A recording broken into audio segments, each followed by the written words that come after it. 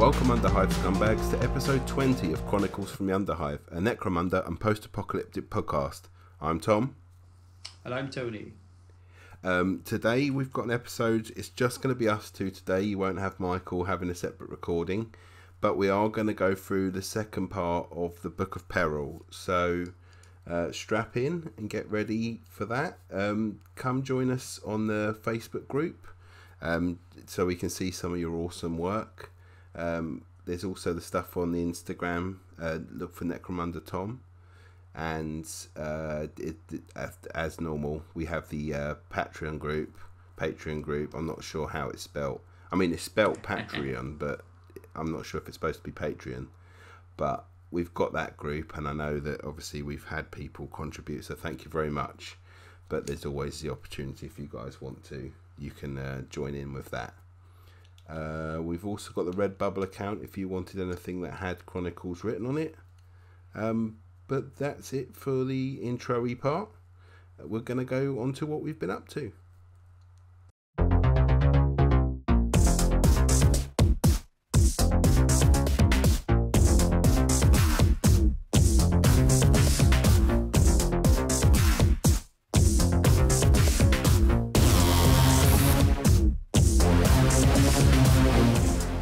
Okay guys, it's what we've been up to. As it's just me and Tony, and I've already started. Tony, do you want to do the first bit, what you've been up to? Yeah, sure. I mean, as I'm sure many listeners will know at this point, but one of the main things I've been up to recently is basically putting a lot of time and effort into my own 40k podcast that I've been getting off the ground recently. I know you advertised on our group a little bit and stuff, didn't you? Yes, so I was looking for anyone that was interested in joining me to talk 40k basically, because I'm trying to build up a little roster or a gang of hosts and guests, and anyone that would be interested in coming on and joining me with it. So recently, Dave Barker, who is a listener to the Chronicles podcast, has also just joined me now over on the Narrative Wargamer podcast. So, I'd like to thank him again for coming and joining and helping me out.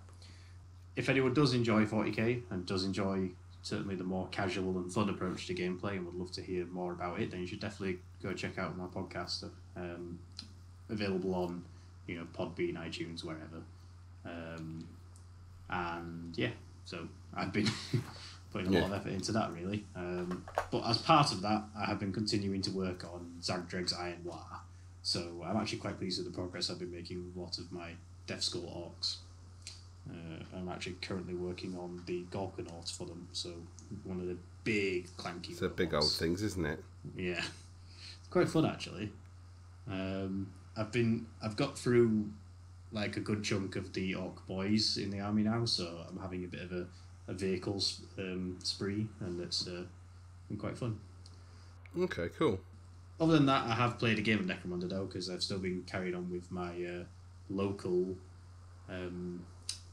campaign with my gang, and my most recent game was against one of our listeners, Tom Ross. So I'm sure he'll enjoy. It's a strong first name.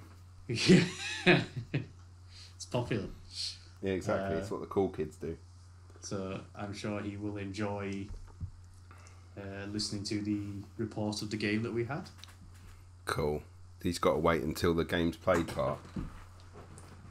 Well, yeah, pretty much. I mean, I'm not going to spoil if it now. He can wait that long. Yeah, I'm going to say he knows what happened in our game. Oh, hopefully Tom won with ball control. Bring the Tony level back up to sort of 50-50. Fingers crossed. We need to be up again in our game sometime. If my heart can take it. Yeah. Well, you'll surely have your fancy new Van Sar next time. Yeah, so I'll just try and stand back and shoot as much as I can and throw traps in front of you. Have a Mexican standoff. I'm going to say throwing traps is my trick. Yeah. I've got 4 done so far. I've broken it up with a Goliath, but I'll talk about that in my go, I think. Well, I think we're Unless pretty it's much my there. go now. Yeah. Okay, cool. Okay, so as you just heard, I've completed 4 of my Van Sar. with a mixture of contrast paints and normal painting. And how are you liking them now? Yeah, it takes a bit. Yeah, it takes a bit of getting used to. But also the difficulty with the Van Sar, they will have less contrast paint on them because I essentially sprayed them grey before the contrast paint existed and stuff. So certain colours weren't going to work on the with contrast paints. The grey undercoat is too dark for the white contrast paint, so it would just come up as maybe a slightly different coloured grey rather than white. So it's working better on my Goliath. I've started taking photos of that. So one of my Hungry Troll Goliath models, the one wielding the car engine over its head, I've just started painting that. I've posted the photos of the other 4 Vansar, I'm pretty sure I have. What else have I been... I think that's it for the Necromunda stuff so far. Just trying to get through those 2 sets so I can finally get to the giant Chaos Necromunda spider. And then maybe do some guilds after that. Which we're talking about today. Yeah. I guess I think we've seen a couple cropping up in the Facebook group already, but I think guilds are going to provide a lot of like hobby opportunities for people. I think it's one of those things that's not probably going to get released straight away in model form, especially now there's another book coming out which has got the which we ought to obviously talk about in the next segment, but they've got the Arbites coming out and stuff. Yeah, the Palatine Enforcers. Sorry. Yeah. Enforcers, not Arbites. I kind of like the way they've sort of explained them, but yeah, we'll get into the difference. I think it was force of habit. I think too much playing the old game. I know they're not the same, so please don't. Force of habit. Yeah, nice. But yeah, like with the guilders and stuff, I don't see them coming out anytime soon. Simply like 4-drone models for them, simply because they haven't even done the brutes yet. Like I'm still waiting for the official House Brute models to first show up. Or for the Fur Cat or Fear Cat or... Well, there's only the Cyber Mastiff and the Sumpcroc, and technically the Cyber Mastiff isn't even the actual house pet, it's the named one that comes with the bounty hunter. Yeah. So, they've still got, these house pets and brutes, and I believe at some point in one of the upcoming books he did mention they were going to be doing gang aspirants as well, weren't they? Sort of unique dupes. I mean, to be fair, because I like converting and modelling, I'm kind of happier that it's this way round. But that's why I also think the guilders are going to be a perfect opportunity for people to do conversions with, and we're not going to see official models for them for quite a while. Because I almost think I would be kind of encouraged to do a lot of personal conversions. Yeah. Oh, I'm going to have to make some more stuff. What a shame. Get to make some big daddies. Yeah, well, that's part of what I'm going to be talking about today, is trying to find alternative miniatures for that sort of stuff. You want your Iron Golem, that's what you want. Yeah. And I think that new Warcry Ogre is almost perfect for the Water Guilder brute almost. The Iron Golem, I'm trying to remember which one that was. There was someone's already used one that has a diver's mask. I know, but it's a slightly smaller model, they said. I can't remember which one that was from. But yeah, there will be options.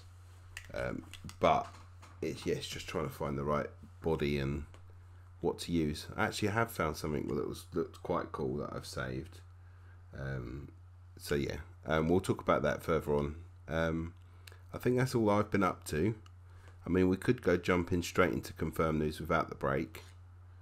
What do you fancy? Should we just go straight into it now? Yeah, why not? Cool. You know what? Let's break the rules. Yeah. And go straight into the Book of Judgment. Yeah, no judgment will be made. So that's obviously the way the things are dated and when we're recording. This will be out next. Well, the pre-orders coming out this weekend, so it will be available the week after. So by the time you're hearing this, it probably will be on pre-order. Yeah, or if you're unlucky, it might have already been out for a bit, depending on how quickly stuff gets edited. But yeah, but it looks cool. The enforcers will be there with their rules. I've not really been able to digest how much extra, because I know that they did a Twitch feed on it today, but I didn't get to watch the Twitch feed, so I don't know. Same. I've not caught up on it yet. I've only seen the little bit in the community posts, which basically they just summed it up as they're almost a little bit like the reverse of the Cawdor. So you know how the Cawdor have a similar version to a lot of standardized gear, but it's just a little bit worse. It's like the reclaimed autoguns over a regular autogun. Well, apparently the Enforcers have access to a range of gear that's basically slightly better versions of things. Right. So, like, for example, the Enforcer bolt gun is a bolt gun like anyone else's, except that it's got an ammo check of 4+ rather than 6+, because it's more reliable, they got more ammo, blah, blah, blah, whatever. But they don't have access to the trading post, I don't believe. Because why would they? You know, they wouldn't be going to the trading post. You get given your weapon and that's it. Yeah. But equally, they don't have any restrictions across any of their gang members. So, you know how champions and leaders are the only ones who don't have restrictions in most gangs. And the regular gangers are restricted to basically common weaponry. I don't believe... I believe enforcers have a rule that means that they're not subject to that, so any member of the gang can take any weaponry. Nice. Bolt guns, for heavy bolters for everybody. Yeah, if you've got the credits for it. Heavy bolters for everybody. Reliable heavy bolters. Yes. I've got in my gang 3 guys. They've all got heavy bolters. And that's the gang. But yeah, I don't know much more about them at this point. I don't know, if they're going to have it much in the way of, I guess, different campaign rules or anything, but obviously we know they come in with their own set of tactics cards. Like I said, they're going to have a slew of unique weaponry to them, but they should be really cool. Well, we'll know what the future episodes will be about, at least. Yeah. But as we alluded to earlier, these are the Palatine Enforcers. They're not Adaptus Arbites. No, they're the Lord's personal butt kickers. Yeah, basically, they're basically just really well equipped and well trained thugs and mercenaries. Yeah, they're his personal security force. I mean, the reason why these ones in particular are called the Palatine Enforcers is because they're meant to be the ones from the Palatine cluster. So, the primary set of hives on Necromunda. So I guess in theory, if you were in other hive clusters across Necromunda, they could be the Secundus Enforcers, the Mortis Enforcers, whatever. Whichever hive it is that they're originating from. Yeah. The Birmingham Enforcers.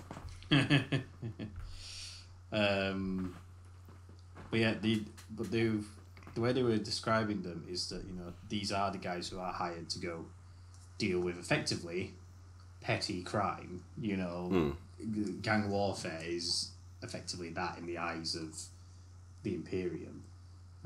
Even the Arbites typically only really get involved with planetary scale crime syndicates. So, when for it's example, stopping stuff from happening. Yeah, basically. So, the gangs themselves and the houses are basically not even really acknowledged by the Arbites because that's just locals being too small. Locals. Yeah. Yeah. Whereas if, say, Lord Helmore himself was getting up to, considerably illegal activities within the Imperium, as planetary governor, he would be sort of investigated by the Arbites. If he was getting up to things he shouldn't be getting up to, or being seen to get up to them too much, then it would be the same if the gangs were misbehaving so much that he can't pay the dues that he's supposed to pay. Yes, then if he doesn't meet the imperial types. Yeah. Basically, they'll be the ones who come in and conduct an admin report to decide whether or not they need to send in the Astartes to bring the planet back into compliance. they all send the Legio Tax Manus in first. Yeah, basically. To make sure what's happening with their taxes, and then it's game over. So that's what the Palatine Enforcers are. They're more down to, gang level scale law enforcement, but it's almost a bit more like racketeering and intimidation, basically. Yeah, they're just rather than the lower level police law enforcement. Yeah. But yeah, that's essentially it. I mean, they're not going to be everywhere. They're just going to be dealing with stuff that the Lord thinks where people have got a bit too big for their britches. Yeah. I mean, I guess there's some conversion opportunity to be had with, say, the gang leader could potentially be like a single Arbite. I could see that. And he'd probably even be like a low-level Arbite at that, but still. Yeah. If you really wanted to, have one present, it's probably a way you could do it. I mean, to be fair, the models that I got from my old Arbites, from when it was old Necromunda, I'll probably just use, if I'm going to use them as enforcers for a game. I've already got them. They've already got bolt guns and shotguns. Lovely jubbly. Just go straight into it. But, yeah, I mean... But then, there are other things in the book as well, so like the Palatine Enforcers are the new gang that are coming with it. So they get their own tactics cards, but they have also announced that there's going to be a pack of cards for all the named bounty hunters, so you can basically buy like the actual fighter cards for them. Okay.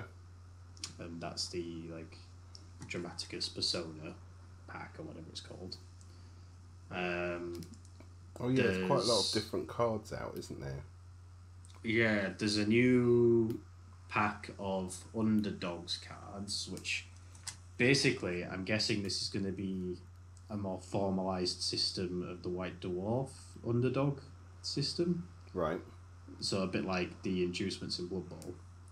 So, they're intended for use when gangs have differing gang ratings, so that the Underdog gang has a reasonably fair chance to compete. I wonder if you'll get to use a wizard, like in Blood Bowl, and an apothecary. Well, I mean, would that not be similar to like getting a temporary hanger-on, like getting a dock? Yeah, it's very true. We don't know exactly how they're going to work as yet. Like whether or not it's an important card system like the house sub-stories, subplots, which actually does physically require the card system to work, or whether or not it's going to be more like the Dominion turf cards from the previous releases, where you don't actually need the cards, it's just they're a nice, easy tool, but you can use the system without the cards. Yeah. I'm wondering if it's that's the sort of stuff that's going to be in the book, but you can get it as a card just for ease of use if you want them. I think that's probably going to be the case. I'm pretty sure that is how the new syndicates and... Is it syndicates and racketeers? Or there's definitely a syndicate-y, racketeer-y thing in the books. I saw someone had done a screenshot from the Twitch feed, and it definitely had something about a gang of something. So I'm wondering if there's things where you can just go and try and rob a gang and stuff like that. That'd be quite cool.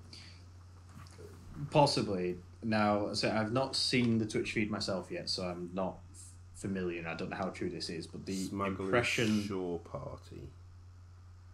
That's what I can see.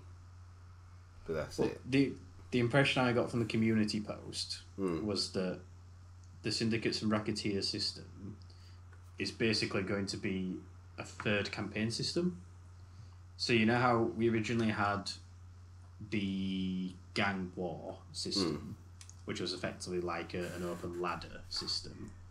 And the Dominion one. And then the Dominion campaign that was physically fought over like locations within the Hive, and then those locations themselves provided in-game effects. I think this one is meant to be a campaign system where you're fighting over basically the black market and like the underworld. So it's like cops and robbers. Not necessarily cops and robbers. Think more Yakuza and Triad. Oh, okay. That sort of thing. Ultimately, everyone involved is still, performing illegal acts. Everyone involved are still the criminals, like the gang bosses and everything. But rather than saying you're fighting over a Promethean forge, you'd be fighting over like a counterfeit creds facility, like a counterfeit creds racket, or syndicate or whatever. Like you might be fighting over a money laundering syndicate. You're sort of muscling in and saying like, right, you all work for me now. Just because people in the hive, just because hivers aren't necessarily gangers, doesn't mean that hivers aren't involved in illegal activity. Right. It's just that illegal activity won't necessarily involve shooting people, shooting other people, getting involved in, conflict in the streets and actual gunfights. You as a hiver could still be, someone working in a gas production, farm or whatever. You could be someone who's a smuggler. Do you know what I mean? Yeah. Ultimately, you're gonna be probably working for a crime boss, and I think the idea is that your gangs and your leaders are meant to be the people sort of like running these criminal activities. Fair and enough. you're all muscling in to try and take over each other's assets. Yeah. Each other's like drug farms, or let's say like money laundering spots or whatever. All I can think of is that I work in gas production. I know my butt does. Lovely. But yeah, until we get the book, I suppose we're just wish listing, aren't we? So A little bit. Yeah. Apart from that, well, it depends on what point you download this episode as to whether they already exist or whether they're about to exist. But we'll finish the segment there and we will go on to the next one. Speak to you in a sec.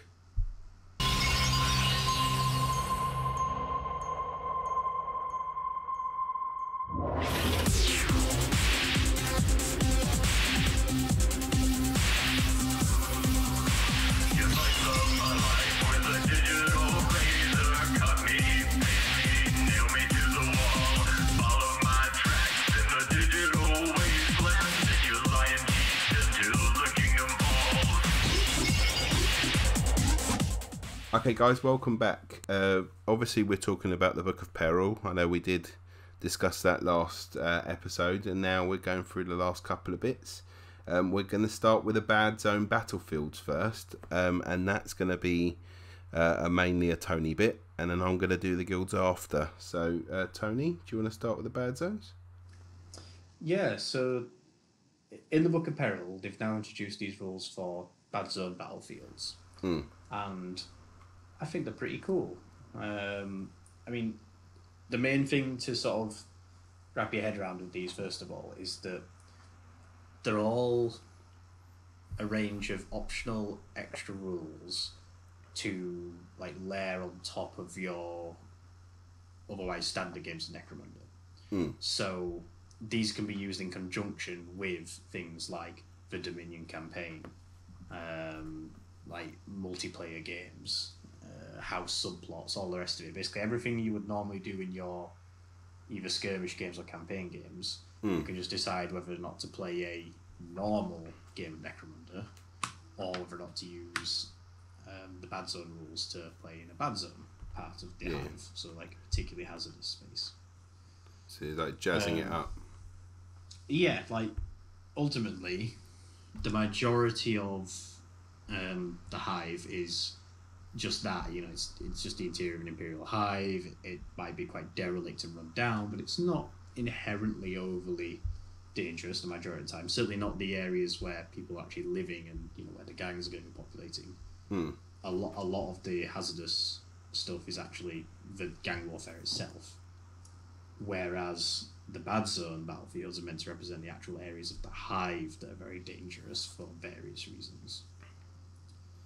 And like a lot of the, I guess what you'd call universal Necromunda rules, they've been designed to be usable in both Zone Mortalis and Sector Mechanicus games. Sweet. Which I think is brilliant. I think that's really nice. Yeah. Because I know, some player groups play exclusively one or the other, some player groups tend to mix it up and play a bit of both. Like right now, I've been pretty much exclusively playing Zone Mortalis because it's easier to play at like a gaming club on a gaming night and stuff, because there's less stuff to transport. But I also know that I've played Sector Mechanicus in the past, and I do think 3D Necromunda is also a lot of fun.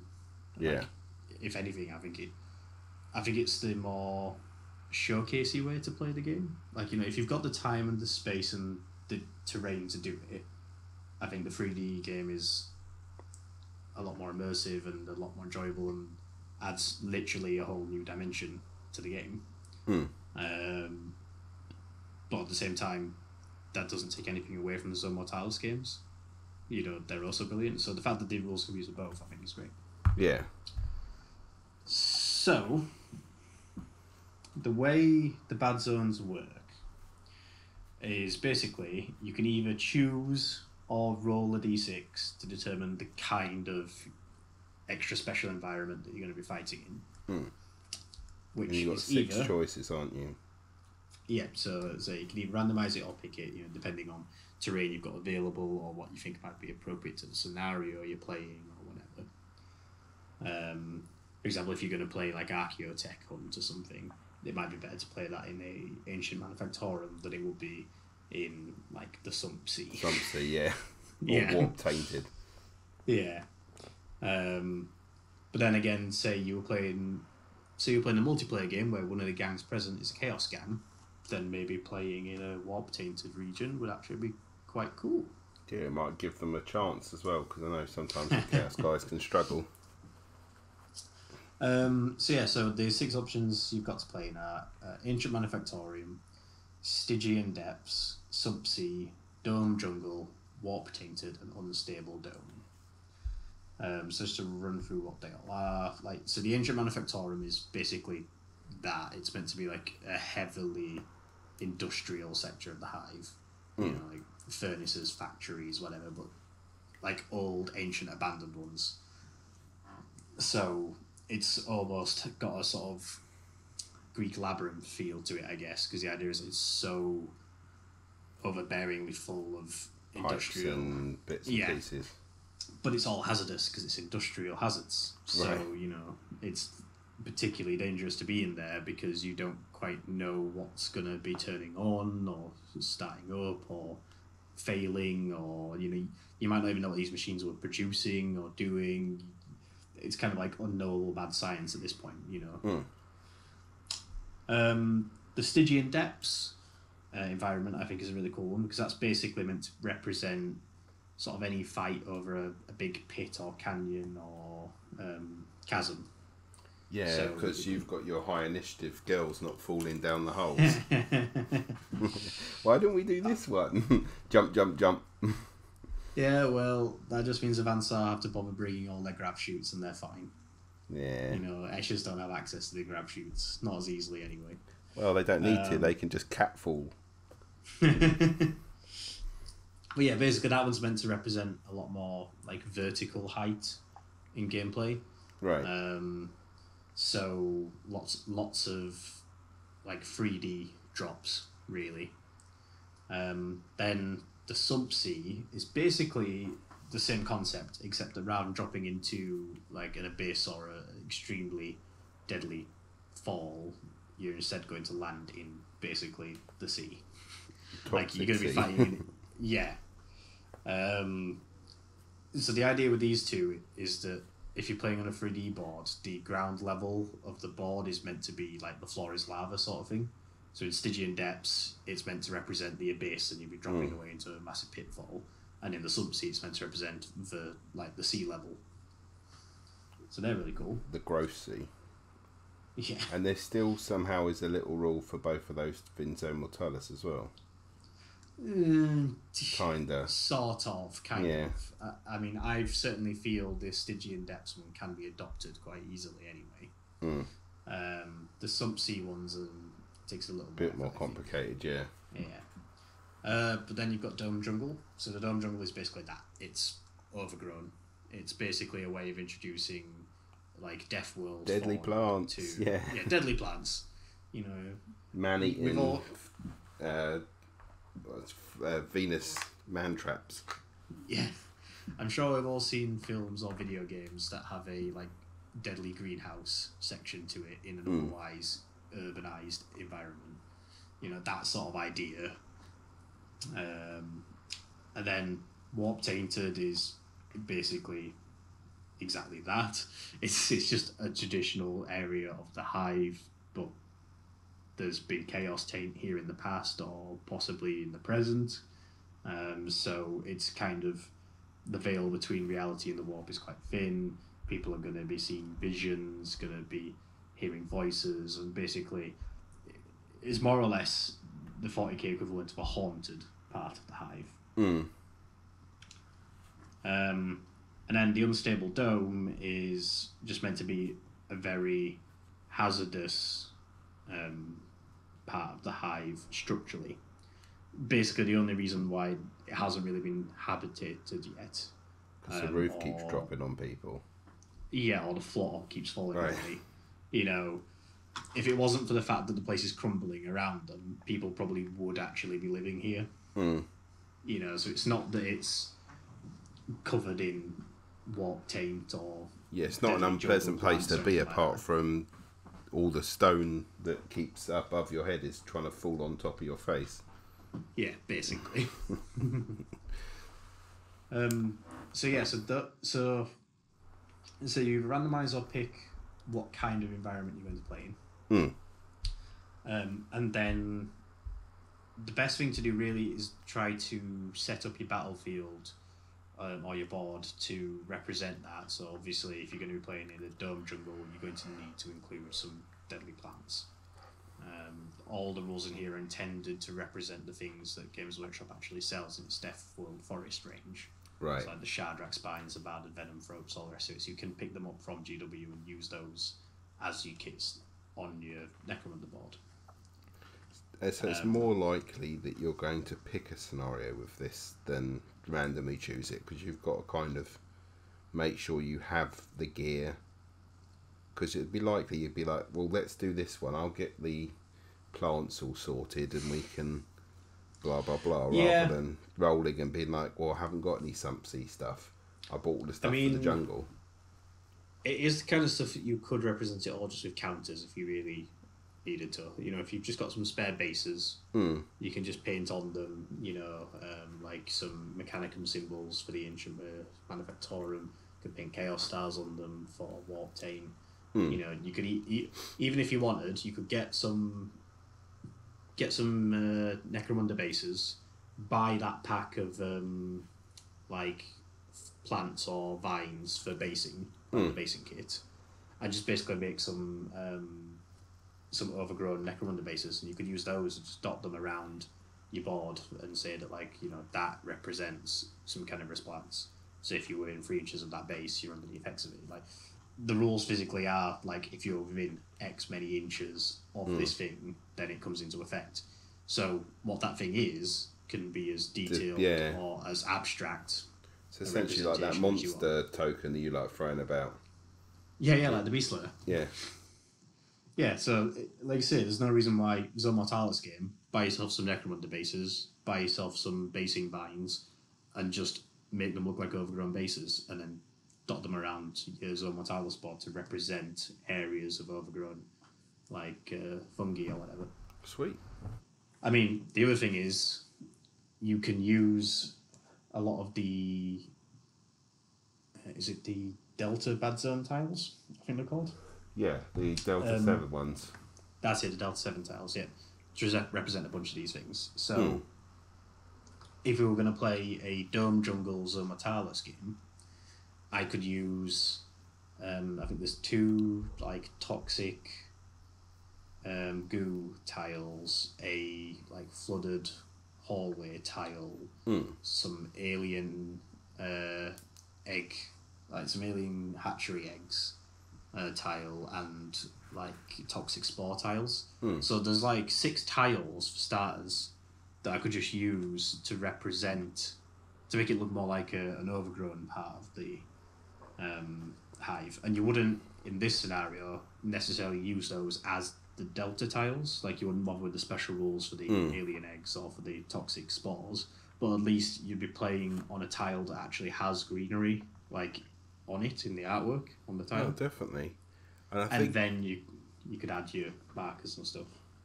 and it really lends. It's nice to have the opportunity to be able to do some terrain work that is completely like it's not the general building of like the MDF terrain, or because we're so like doing our models. It's so nice to just be able to be like, you know what, I'm going to do a random kind of gooey, messy plant that's dragging a person into it, sort of thing. It's nice to break up some of the normal things you paint just to do a completely random. Well, have you seen the what are they called, like the clear resin bases that people make to represent like water effects? I've got some liquids. Well, the stuff I've got is just the still water stuff. The AK still water. There's like a hazard card in the bad zone that's called sump jellies. Nice. And they're meant to be like these little sentient, like toxic goo Jellyfish. jelly creatures. Yeah, like jelly creatures. Nice. And I could imagine some people making markers to represent those out of like the clear resin stuff.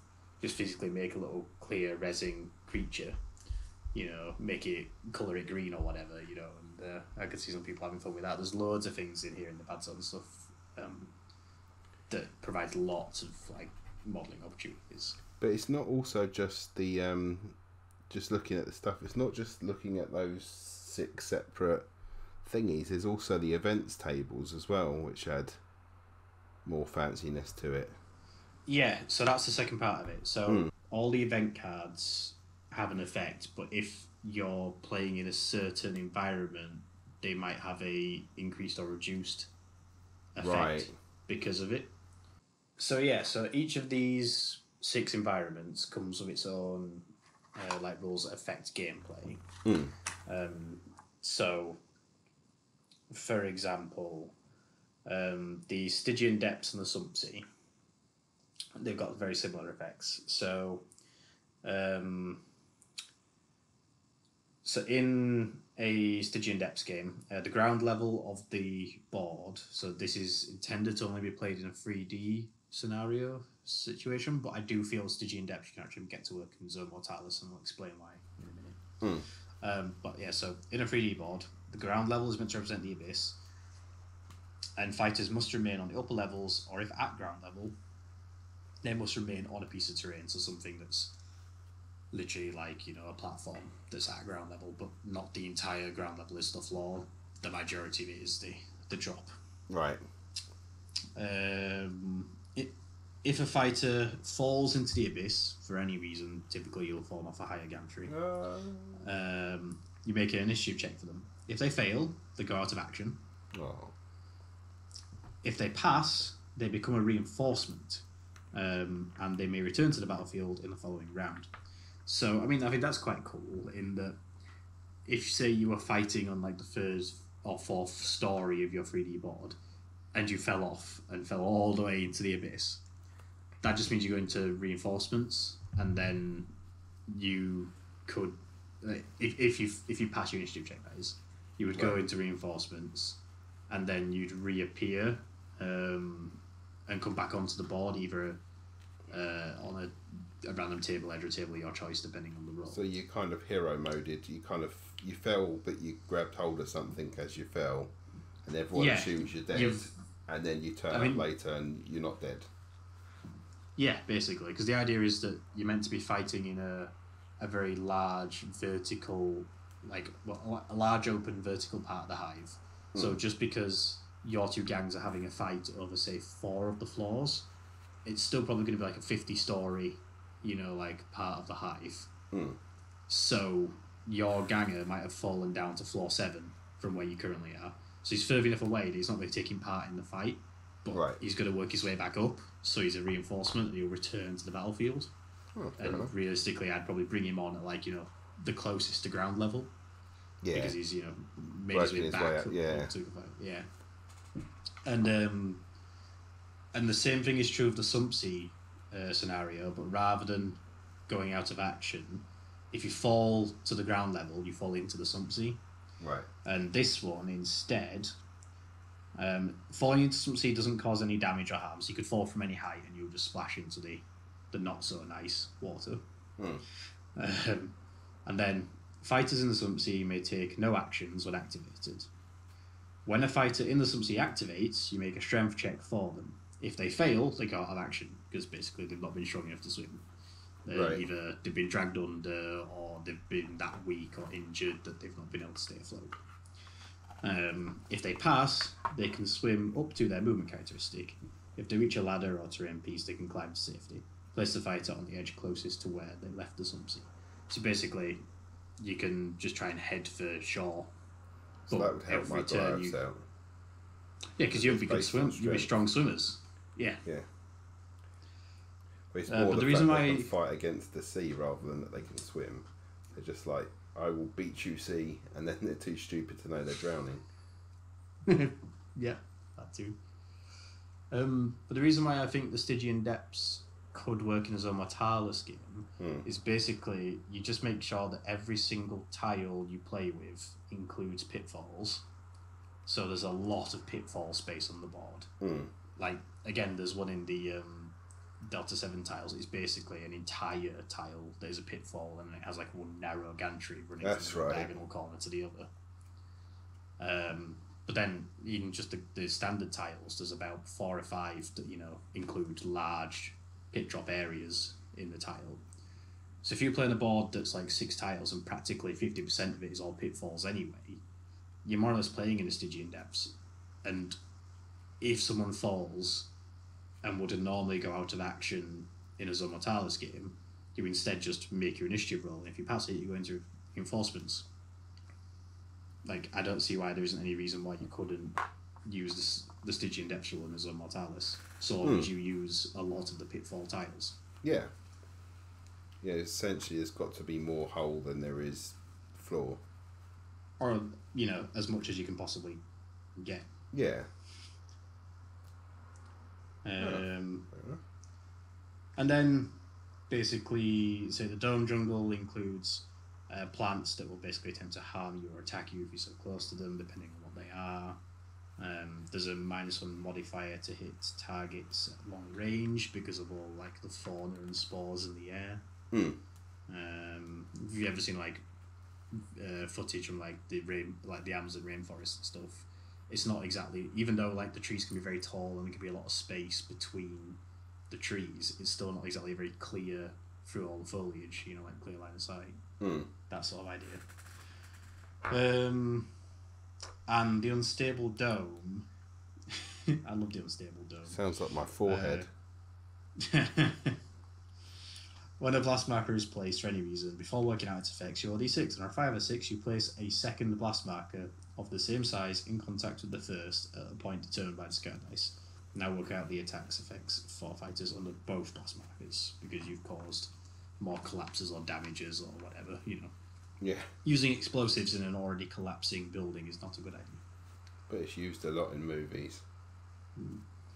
And fighters who become prone on raised platforms or gantries have to test to fall regardless of how close to the edge they are, because there's a good chance they might just fall straight through the floor. Yeah. Dangerous. And doors and other structures that have a toughness for any reason in the scenario count their toughness as being too lower than normal because they're damaged and haphazard. Yeah, fair enough. So you get some general gameplay effects depending on which environment you're fighting in, but then the real thing that affects the game with the bad sort of stuff is actually the events that take place. So this is where you either roll on the events table or you draw a card from the events card pack if you've got it.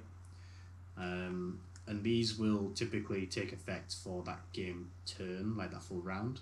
So there's a chance for the game to go completely nuts because each turn you're going to get a new event. At the start of the first round, randomly generate an event, either by rolling a d66 on the table that follows or by drawing a card from the event card deck. The event effects are applied for that round. Note that some events may have secondary effects, depending on the environment that you're fighting in. The players roll d6 against the...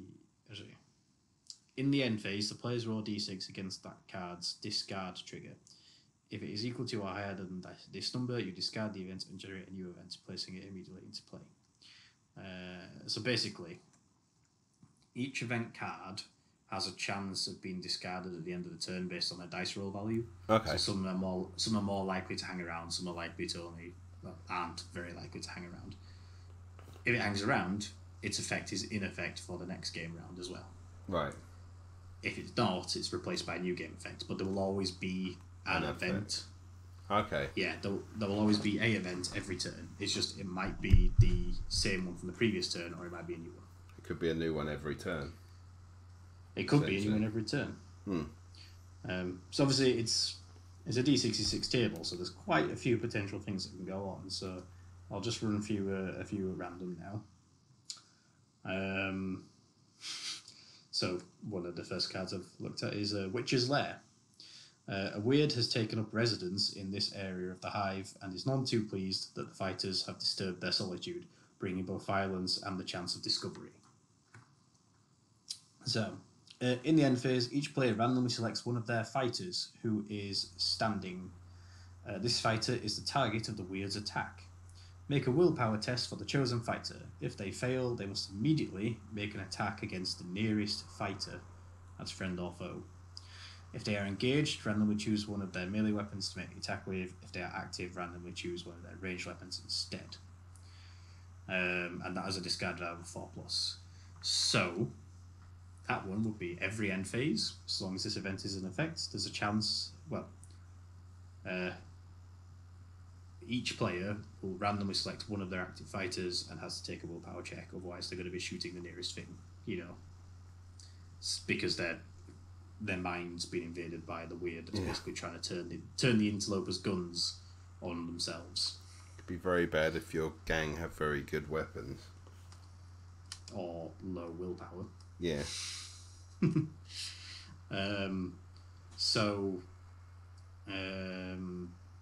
And that has a 50% chance of staying around for a second round.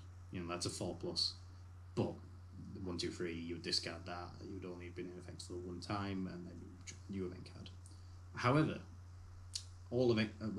not all, but most event cards also have an additional effect depending on the environment. So, the Witch's Lair has, if the environment is a warp-tainted environment, randomly choose 2 fighters to be attacked by the weird rather than 1, and work out their attacks in the order they've chosen. So you've got a more powerful, weird or rogue psyker hanging out because they're hanging out in a warp-tainted environment. Probably because they're the ones who brought the warp taint. Yeah. And then it also has an additional effect if you're playing in either the Sumpsea or the Stygian Depths. Okay. Where rather than shooting the nearest fighter, if your fighter fails their willpower check, they will attempt to jump into either the Sumpsea or the Abyss rather than make the attacks. If they cannot jump into the Sumpsea or the Abyss, they move as close to the edge of their current position as possible. Okay. So, the weird just convinces them to jump to their deaths, basically. Just have a drink. Yeah. Have a drink in that lovely, lovely, lovely brown water.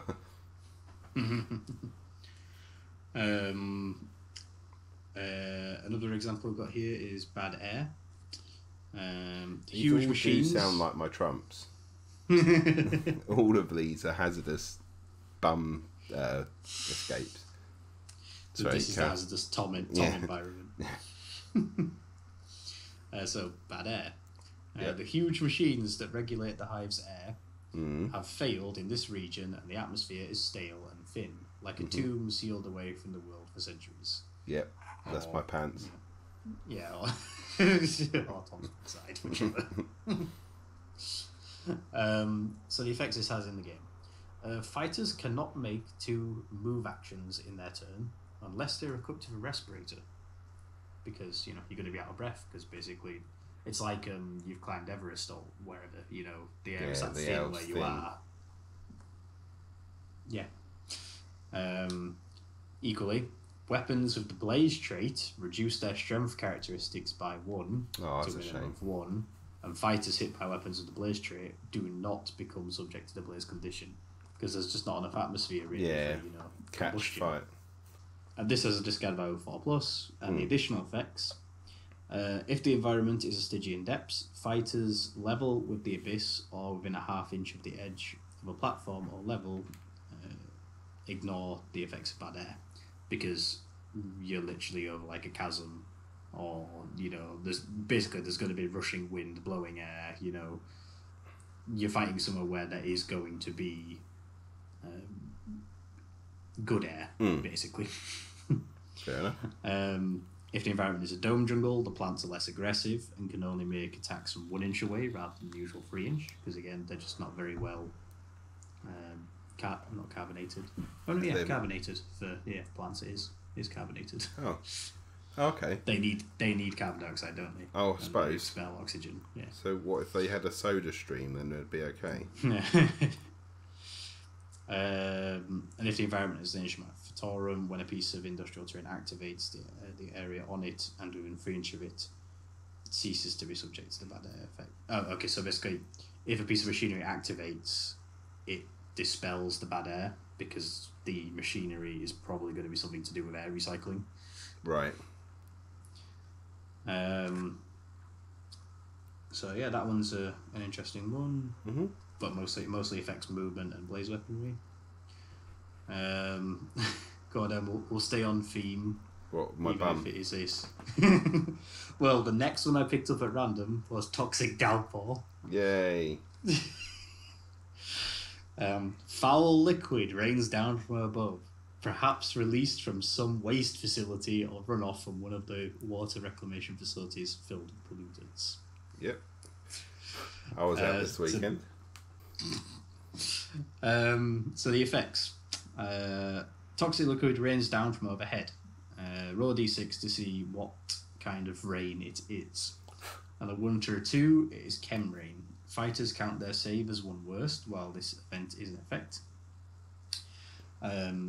So basically it's like acid rain. Like you melt in your armour. Yeah. 3 to 4, irradiated coolant. Fighters lower their toughness by 1 when making toughness checks for the purposes of wound rolls. Oh, sorry, no. For toughness checks or for the purposes of wound rolls. Fighters count as having revealed markers on them if the pitch black rolls are in effect. So basically, luminous. Like basically used plasma runoff. It's probably what it is. It's luminous, irradiated, toxic sludge. Not harmful as such, but it's still radioactive and still glows. Sounds a bit like antifreeze coolant. Pretty much. Or on a 5 to 6, it's the Tom special. It's waste runoff. Yeah. Fighters with a blaze marker add 2 to the dice result if attempting to put out the flames. Otherwise, the rain is not harmful, just very unpleasant. Yeah. Yeah, so basically you are drenched in waste. This is a discard of 3+, so actually toxic downpours are quite likely to go on for a while, not just 1 round. Yeah. It does look like you just rolled a d6 once to determine what the rain type is. It stays being that one. Rounds. Yeah, I would assume so. It makes sense. But this one has additional effects. If the environment is warp tainted, in addition to the effects above, willpower checks are an additional +2 penalty. Sure. If the environment is a sump sea, this is brilliant. Yeah, so this is really clever, and this is a really brilliant idea they had. So do you remember me talking before about the idea of using like a rising tide effect, where you would remove lower parts of the board in the previous episode? Yeah. Well, guess what they're doing as a mechanic? Oh, is the water getting higher as it rains more? Yes, that's exactly what happens. So if the environment is a sump sea, the sea level rises when this event comes into play. Remove any terrain level with the sea. So basically, you removed like the bottom level of the terrain. Oh, God blimey. Because the sea level's raised. And fighters that were on this terrain are now in the sump sea. That will change. That will cause a lot of movement, won't it? Yeah, it will. It's just a brilliant way of bringing that into effect in a 3D board. I love it. I'd love to see that. In fact, I think that actually did happen on one of their previous Twitch streams when they were previewing the Book of Peril. I think they played on a sump sea board and this event card came up. Nice. And then finally, if the environment is a dome jungle in the end phase before removing this event, carnivorous plants heal all damage dealt to them. Because they're being healed by Tom's waste. Well, I've got to help the environment somehow. Yeah. And then let's find ourselves one more Tom appropriate event. Could be a critter swarm. Oh no, here we go. Gunk tank. Why not? Let's discuss the gunk tank. Awesome. Sludge and waste spurt periodically into the dome, pumped down from Underhive and potentially showering fighters in disgusting goo. This sounds more like Aaron and his body, like body lotion. In the priority phase, before rolling for priority, each player rolls a d6 for each of their fighters. On a 1, that fighter gains the Gunked condition, which is a new condition they've introduced in Book of Peril, because you can actually buy ammunition types and such that actually cause the target to become gunked, like this. Okay. And traps and stuff, and I think there may be some tactics cards. Is it a bit like being wet? No, it's basically like being covered in petrol. Oh wow, okay. More accurately, probably like being covered in tar, really, rather than petrol. Right. So, gunked fighters reduce their movement characteristic by 1 to a minimum of 1, and don't add the D3 to their movement when making a charge action, because you're covered in sticky goo and gunk and all the rest of it. Mm-hmm. In addition, their initiative characteristic is reduced by 1. Gunked fighters are more flammable and catch fire on a 2+ rather than a 4+ when hit by a weapon with the blaze trait. Okay. So yeah, basically, it's kind of like tar. Yeah, so more it slows you but down also and then could slows catch you down. fire. Yeah. This is discarded 3+, and additional effects if the environment is an ancient manufactorum. When any piece of industrial terrain activates or is activated, all fighters within 1 inch of the piece of terrain must test to see if they get gunked, because basically it comes spewing out of the machine. If it's a sump sea, fighters who fall in the sea are automatically gunked because it's a sea of gunk. Right. And if the environment is an unstable dome, fighters touched by blast markers must also see whether or not they get gunked. Because the blast markers, cause something to collapse, and then a load of gunk has come spewing out of broken pipes or whatever. So it really adds up, doesn't it? It's like, oh, we get this, well, this happens, and then but because it's in this place, this happens, and it's...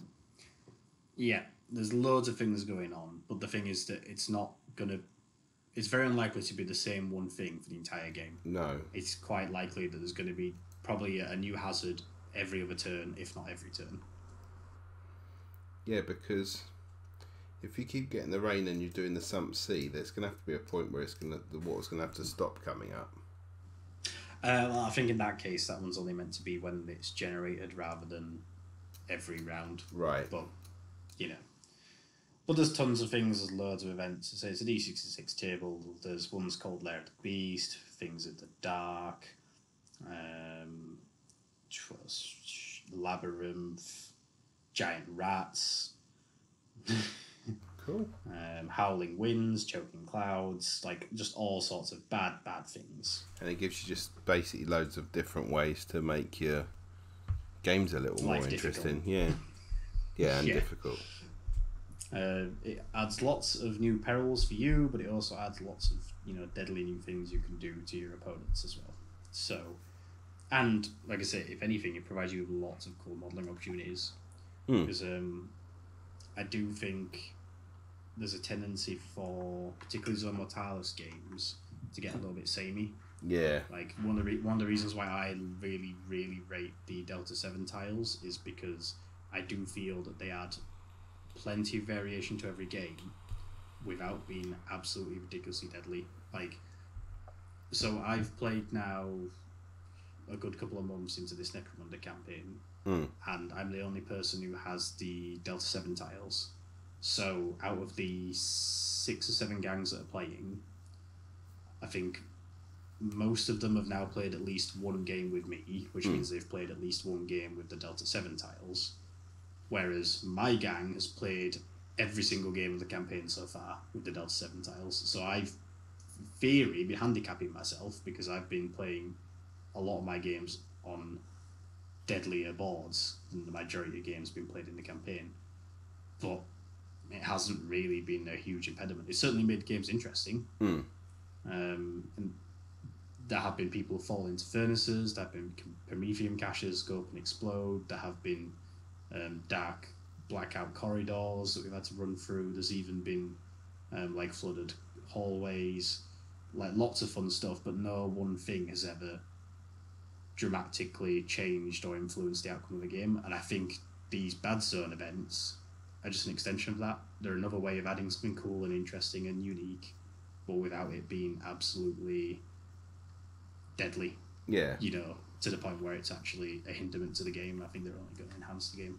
Yeah, it won't destroy you and the other person's entire army just because you were brave enough to give it a go. No, like, and I certainly don't think anyone should be afraid of giving them a go. I think they'll create some really fun moments. Awesome. So yeah. Yeah. I'm looking forward to playing a game with them. Yeah, no, I think honestly it sounds quite cool. So would that be it for the environmental stuff then, or did you want to talk about anything else about it?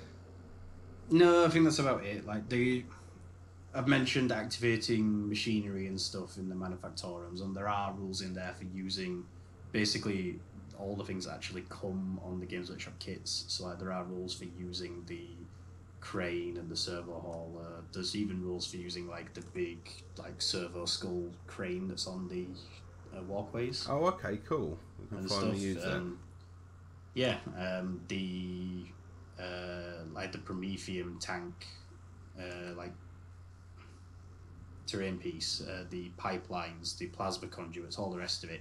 They do have rules now, and most of them are either a take an initiative check to interact, intelligence check to interact and use it in some way to some effect, or they're considered these dangerous terrain pieces, which if a stray, they basically get counted as a target for the purposes of stray shots. Right. So if you miss a target and there's one of these dangerous terrain pieces that's on the line of fire, there's a chance the stray rounds can hit it, and if it does, we then roll to see if it potentially does damage to things around it, because the pipeline's been breached, the plasma conduit's exploded, stuff like that. Like there are rules in there for it, and it's quite cool. Cool. Awesome. I'm mainly looking forward to just being able to make some fun killer plants more than anything else. Yeah. I think there's plenty of things to do with the Dome Jungle in particular. Yeah. I mean, I'm quite looking forward to playing with Stygian Depths and Subsea. I like the idea of using a 3D board where the ground level is, for intents and purposes, dangerous. It's not just solid floor. Yeah, it's just like when you're playing hot lava or something, the floor's lava. Basically. But yeah, that does sound quite cool. It does sound fun to mix up some stuff, especially if you do play the game quite often. You don't want it to be samey. So that does sound really cool. But yeah, cool. Okay, we're going to finish there, and then we will go on to the next bit, which will be the guilds. So we'll be back soon.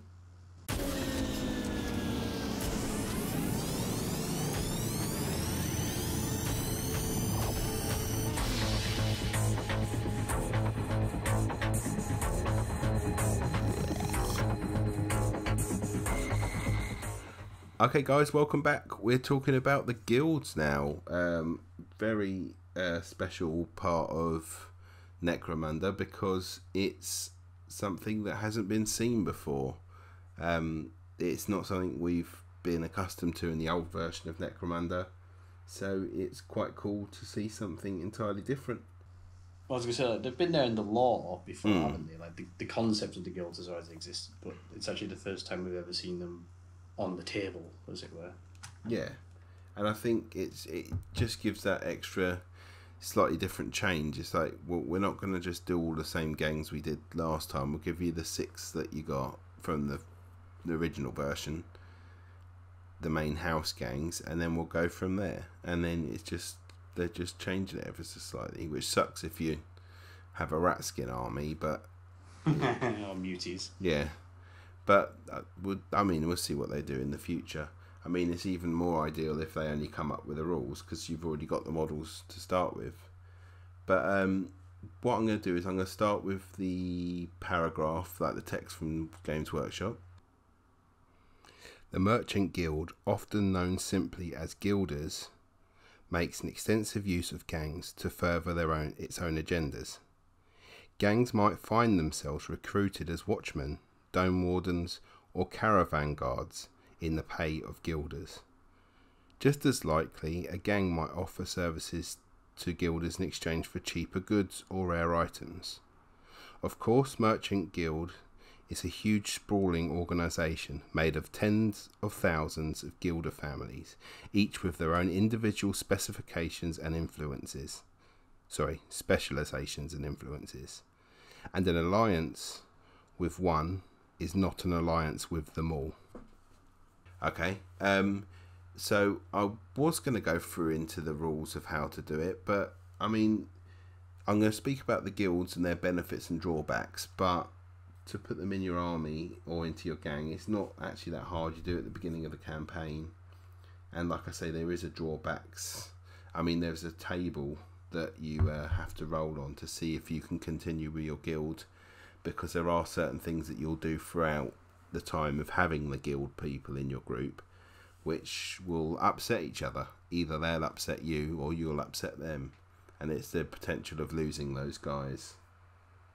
Basically, the core fundamental is that being aligned with a guild gives you X bonus and X drawback. But the drawback, you can overrule it at the expense of pissing off the guilders. Yeah, but also there's a scenario part as well where you can roll to see a scenario, or you can choose not to. And then also certain scenarios, for some reason your gang don't want the guild along, and that can upset. They're doing too much meddling. Yeah, they're guilding too much. So shall I go through the guilds then, and then we can see what they are. And their benefits. So I've got the first one that came up on my page, the Slave Guild. So essentially, the guys who will grab bits and pieces, grab people to be used as possible fighters. Well, are they a brother and sister? Yeah, they're not really that fussed with the person that they pick up. But yeah, so I suppose they can slave people for down in the mines. They'll grab people to fight in the pits. They'll grab people to be slaves. They're basically just the people who grab anyone who can't defend themselves, essentially. Yeah, pretty much. So their benefit, they have they can do weapons training. So for their benefit, you pick a champ or leader who is available in the upcoming battle. You can choose one extra skill from their primary list, which is fairly cool. It means that I think essentially they lose that skill at the end of the game. I mean, potentially, it's a temporary extra skill for that game. You could in theory just pick the same one every time. Every game, yeah. But I like to think that actually that provide part of the strength of that is the flexibility that you can take. Like, I think that makes skills like, say, Catfall a bit more viable if you don't necessarily play on a 3D board every time with your gang. You'd be like, well, I'm not going to bother investing in Catfall when 50% of the games end up being Zone Mortalis games. But it can be tailored. If you're going to play one on a 3D board that game, then you can do some extra training and your guy can learn Catfall. Sweet. Yeah, perfect. And then this entourage. So a lot of the guilds come with an entourage that can come along with any battle Some don't, and we'll talk about them in a bit later. But the slave guild does have their own guys. So you can roll a d6 and add the gang rep to see if they come along. If it's 10 or more, the slave entourage join your gang. If it's 10 or below, they join your gang. If it's 11 or above, they believe you're so good you can do it on your own. So it's basically the lower that you can get that roll, because some guilds have a slightly different roll. So the slavers one is quite high, so you need to have quite a high rep and a good d6 roll for them to actually join you. Some of them are lower. I think it just depends. You mean the other way around? The lower your rep, the more likely the guild is to help you.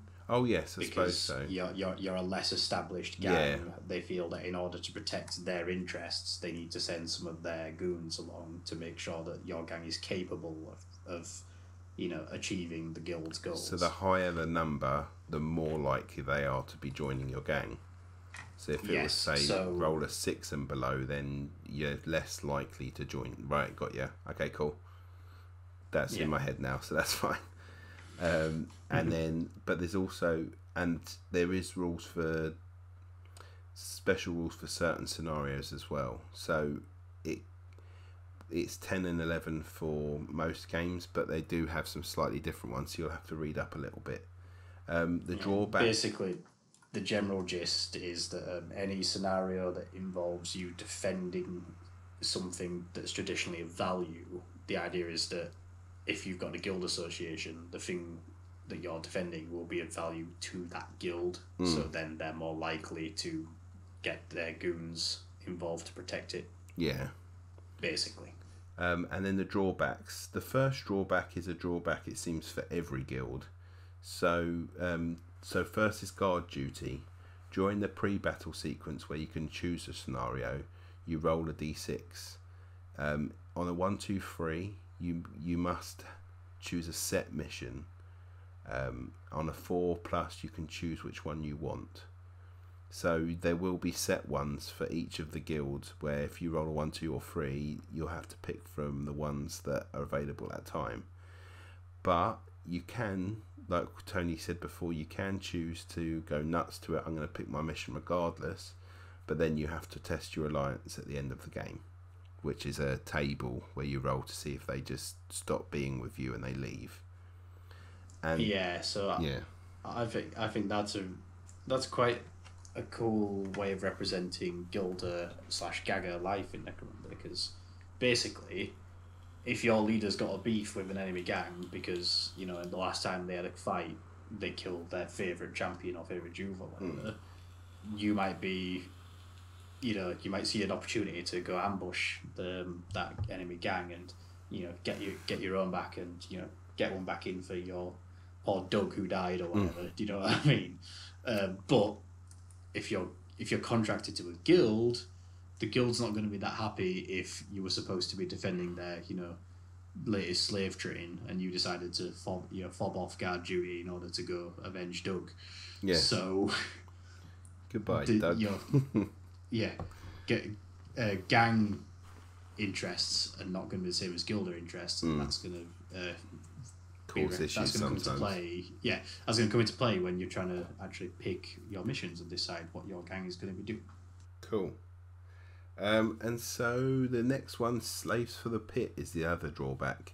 In the post-game sequence, captured fighters are given to the Slave Guild. They can be sold, but then you have to test at the Alliance. So either whoever you capture, you have to give straight to the Slave Guild, or you can sell them because they're worth a lot of money, but you have to run the risk that you will lose the Slave Guild as part of your growth. So I believe that this still provides the captured fighters owners with the opportunity to rescue them. I don't think the Slave Guild slaps a collar on them straight away.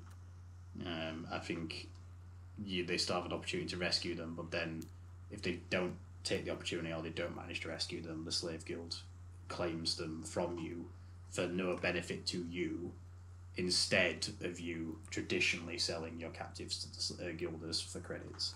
Yeah, because I think essentially, even if they do slap the collar on, the whole idea is that they think, well, this guy's clearly ours, and they slap the collar on anyway, and it's just whether the opposite team can steal him back before the slavers... Before he's sold. Yeah, put him in the caravan and get him taken away, sort of thing.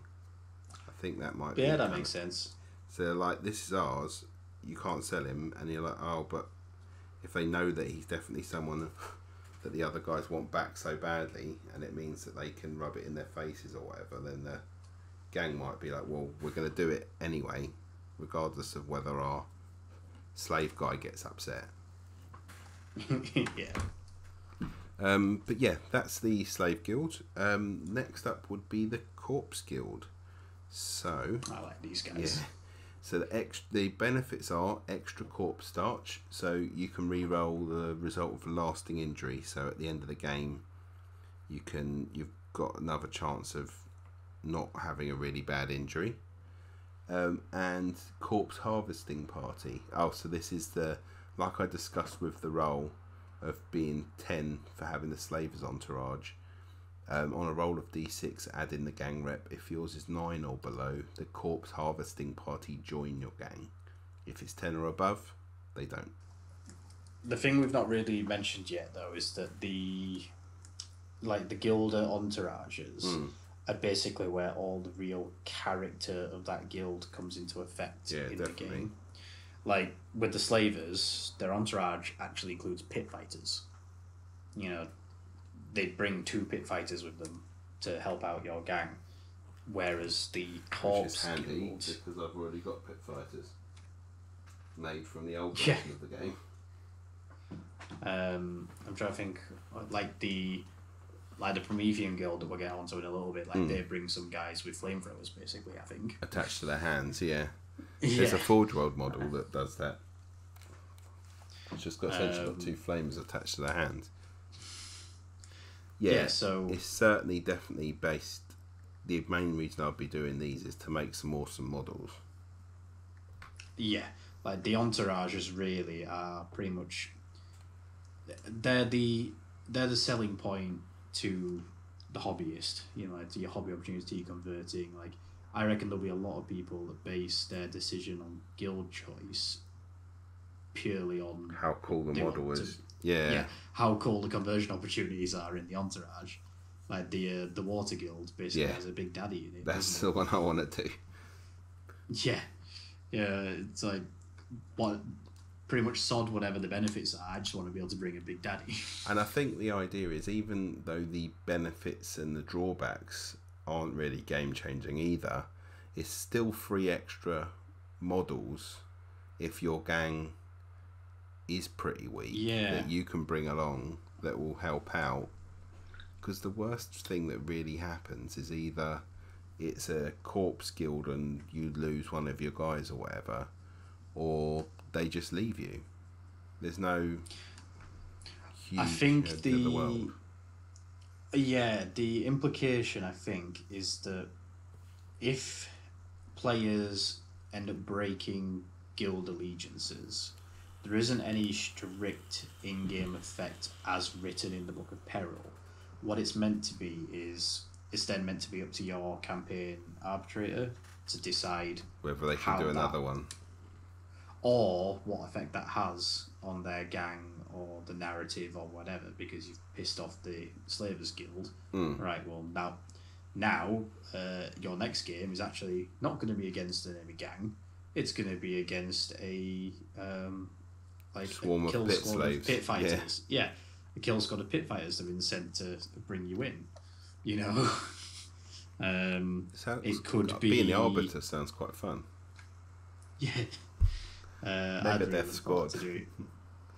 You know what it could be if you piss off the Slavers Guild, then at that point, the next time you play a game, the enemy gang is reinforced by like every ganger that's been sold to the guilders in the campaign previously, because they're like they've been sold. They've been sold to the slavers. The slavers have now slapped collars on them and told them to go hunt you. Yeah. You did such a good job finding those people. Now we're going to send them back to you. If you piss off the Corpse Guild, maybe the Corpse Guild then goes around intimidating all the local rogue docks and tells them not to treat anyone from your gang. Otherwise they're going to be, their medical practice is going to be the next source of corpse starch. Or they keep sending in plague rats. Yeah. So then your arbitrator says, okay, cool, you've broken your allegiance with the Corpse Guild, so in your next game, if you have anyone who's critically injured, you're not allowed to take them to a medical escort, because nowhere in the dome is going to actually be brave enough to do it.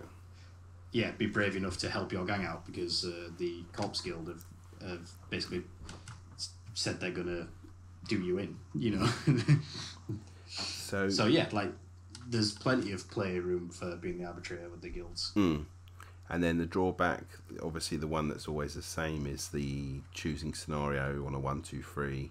Yeah. And also the second drawback is meat for the grinder. So if your fighter has suffered a critical injury and they are removed as if they have died, gangs can refuse to join the medical escort, but you'll have to test the alliance. So you're less likely to go and have a really bad result because you can re-roll it because of the extra corpse rations. But if you do still roll really badly, if you do a Michael, then you can't go to see the road doc or whatever. That character has become corpse starch, essentially. Yeah, pretty much. Meat for the grinder, essentially. Yeah. They've decided that it wasn't worth expending all those expensive drugs and rejuvenation treatments on saving your ganger, and instead perhaps it would be best for everybody if they had some extra corpse starch rations for everyone to eat. Yeah. So that's another. So basically, the Corpse Guild are another one who have their dedicated models that you can make to join the army, to join your gang. The next one is the Iron Guild. Now these guys, are these the ones that have the hives? Yes. Okay. So these guys don't have an escort of their own per se. They use hive scum, but I'll discuss that in here. So the benefits of the Iron Guild are, first skill is guns, guns, guns. So while allied with this gang, you can reduce the rarity cost at any trading post by 2. So that's pretty sweet. Reduce the cost of range weapons by D3 times 10. You can reduce the cost by D3 times 20 if you wanted, but you'd then have to test the allegiance. Sorry, test the alliance. You'd then been a little bit cheeky. Yeah. Like you've been pulling too many strings. Yeah, you've been using the person's name too much. Yeah. And yeah, go on. Well, yeah, these guys are basically, they're like the guild of ammo jacks, pretty much. You know, they are the guys that sell the bullets. Which is why they haven't got their own sort of gang in the game. So while they're in your gang, you may attempt to roll D3 plus 2 hive scum. So basically you roll D6, and if it's 9 or below they join, 10 or above they don't. But instead of 3 or 4 guys that are set in stone, you get D3 add 2 hive scum instead. So you have the potential of getting 5 hive scum instead of the 4 or 3 set models that you basically get from the others. rather than having guild specialists who are kind of kitted out to accomplish the goals of the guild, these are just thugs with guns. Because he's selling guns. What the guild deals in. Yeah. It's just guns, guns, guns. You want guns? I've got guns. Same drawback as before, either picking scenario or having to do a set one, and the other one is all weapons gained from dead fighters are given straight to the Iron Guild. So I'm guessing that's your dead fighters, is that correct? Or is it... Yeah. So if you lose your last typically yeah, you have to give the last cannon over. So what I think happens I'd is roll for a alliance at that point. you're like, yeah, you're not having my last cannon, mate. Yeah. You know, I'm keeping that. You can be pissed off with me all you like. You ain't having it. Yeah, we can roll on this and you can go away, but I'm not giving you that last cannon just because you gave me a cheaper auto gun. But yeah, it's a bit of a shame you don't get special models for that, but it makes sense. It's quite a cool reward. It's a better bet. I feel the benefit's pretty sweet, and I think that's the because advantage of that is that it's a lot more flexible because your Water Guild entourage is going to be the same every game, but your Iron Guild entourage can be showing up with different weaponry every game, depending on what it is you need them to achieve. Yeah. So they are a more flexible, if less specialized, force to assist you. Cool. So the Guild of Coin is next. So tollways. When rolling, so benefits. When rolling for reward scenarios, you will roll one extra d6 to become. So basically, when you get the credits thing of d6 times 10 credits, you'll get 2d6 times 10 credits. And the toll collectors, they'll join you on an 11 or below. So they're they're the most likely to join you out of any gang. This one and the Prometheum Guild. Anything on 11 or more, an 11 or less, they'll join you. And they have their own dedicated guys to help you out. And so again, guild guard duty, same issue. 1, 2, or 3. You must choose a set 1, 4+ you can choose. And collecting tolls. During the post-battle sequence, if the gang has gained a scenario reward, the gang must give a portion of it to the guild. Roll d3 times 10 credits, go to the guild.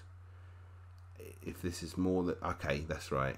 So basically you roll d3 and times 10, and if it's more than the reward, you basically have to give all the money to the guild. So it's weird because it's either the tollways is when you're rolling for rewards in a scenario, you will roll 2d6 times 10, but if in the post-battle sequence the gang has gained a scenario reward, you must then give a portion of that to the guild. So you could get, but there's slightly different things, I suppose, because the money scenario you kind of get most missions, whereas the reward is something you get less likely. So most things you get the 1d6 times 10, don't you?